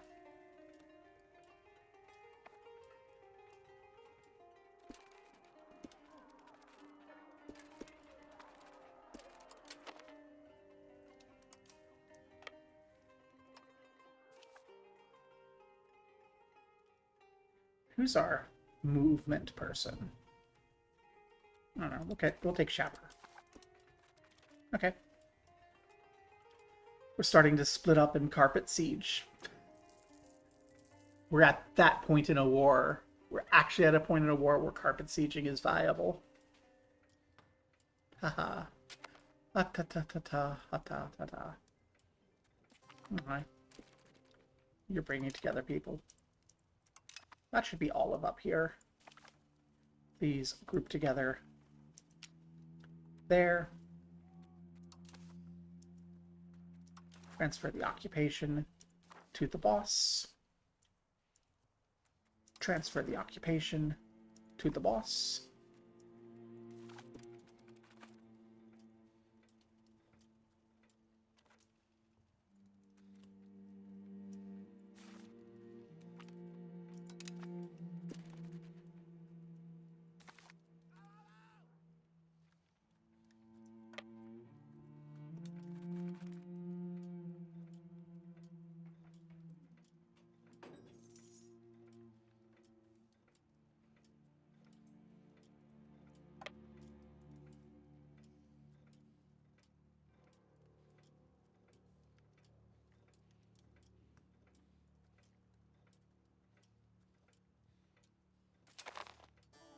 Okay.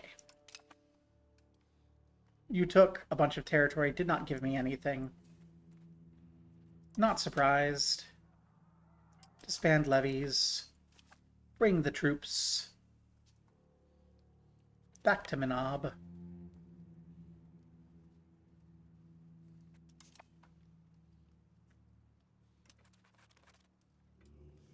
But you know what? That's not too shabby for a future us.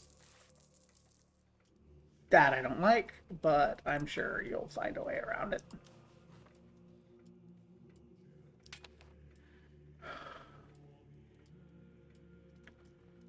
I need a new education for this kid. You look like you need a touch up on admin. You can ask for money from the Emirate of Sama. Thank you.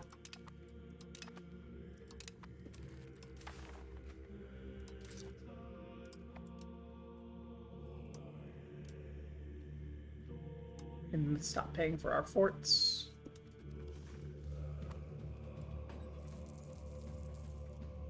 I probably should be looking at roads.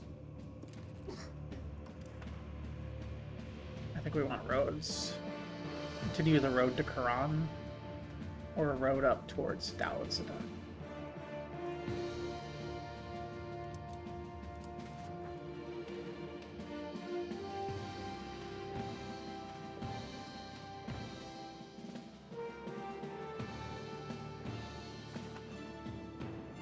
What we're gonna do, we're gonna come from you, build a road to there. That's one road. We have a road to build here.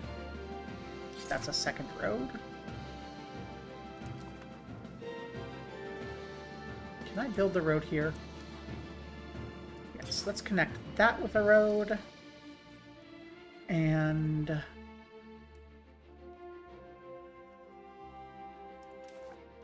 I build this road to Nag? Do so. Okay, the Great Makran Highway grows ever larger.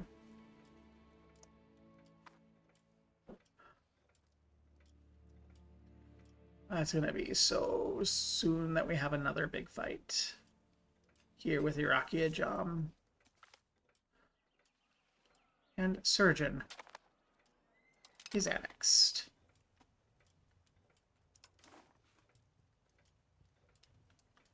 With a major control drop, almost certainly.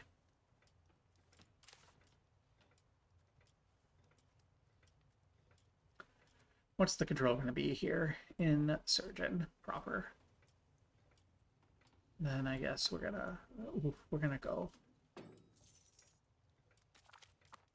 Okay, max control here is going to be 17. Max control here is going to be 18.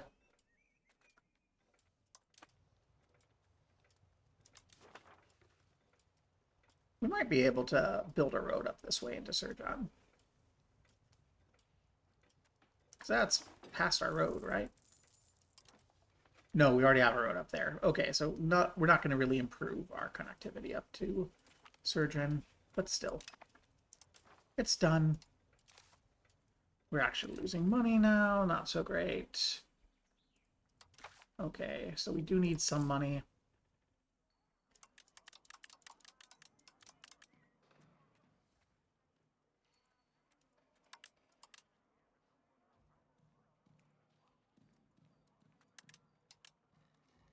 We're at 5%. For 5% drop down, I think, is a good number.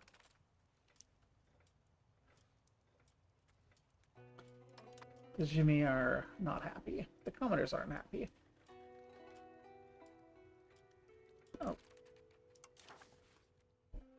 Expand the naval levies. That's important. And have you resume patrolling. Let's patrol the Persian Gulf.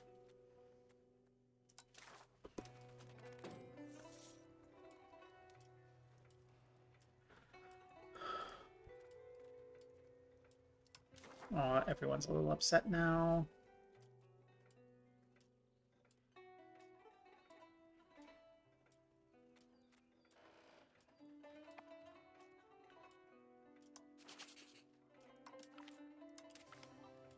Please, would you all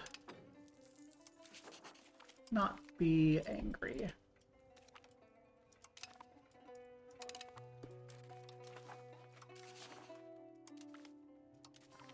Sultan of Oman lives in Minab now. Probably gonna have to annex one of these people. Which I don't know that I want to because of maritime presence. It's gonna probably be you. Which, they're not loyal enough and they cannot... That's the only issue, is loyalty. Okay. We fix loyalty, we'll be good.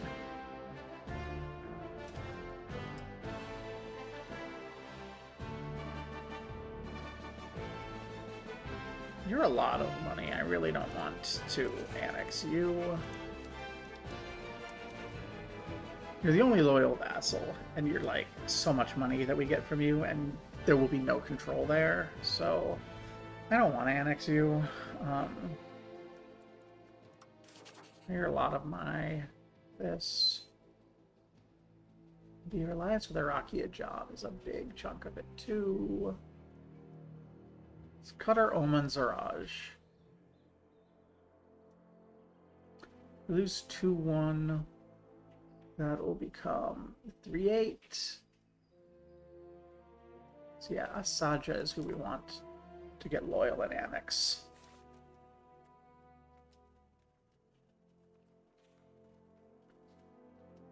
We need to make them loyal.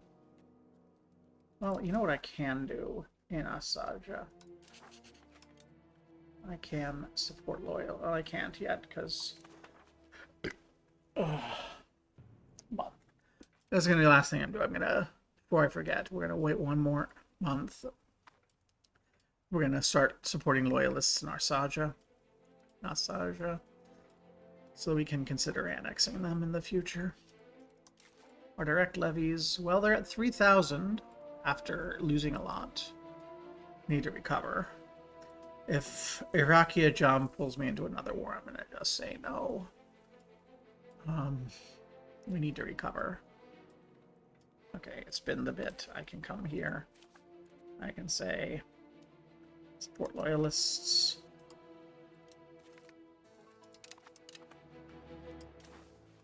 Now they're loyal. Now we just need them to get up to 150. When they're at 150, then we can annex them, and that will take us down. That should take them. That should take us low enough that we don't have any like rebellious disloyal vassals. And everyone's already giving us the money, but I don't want them to be disloyal in case we go to get pulled into another war. Well, everyone's paying us the money. That's enough. Do we have enough people to make it worth raiding? Not really. Okay, thank you. Goodbye. I need to go lie down. Peace.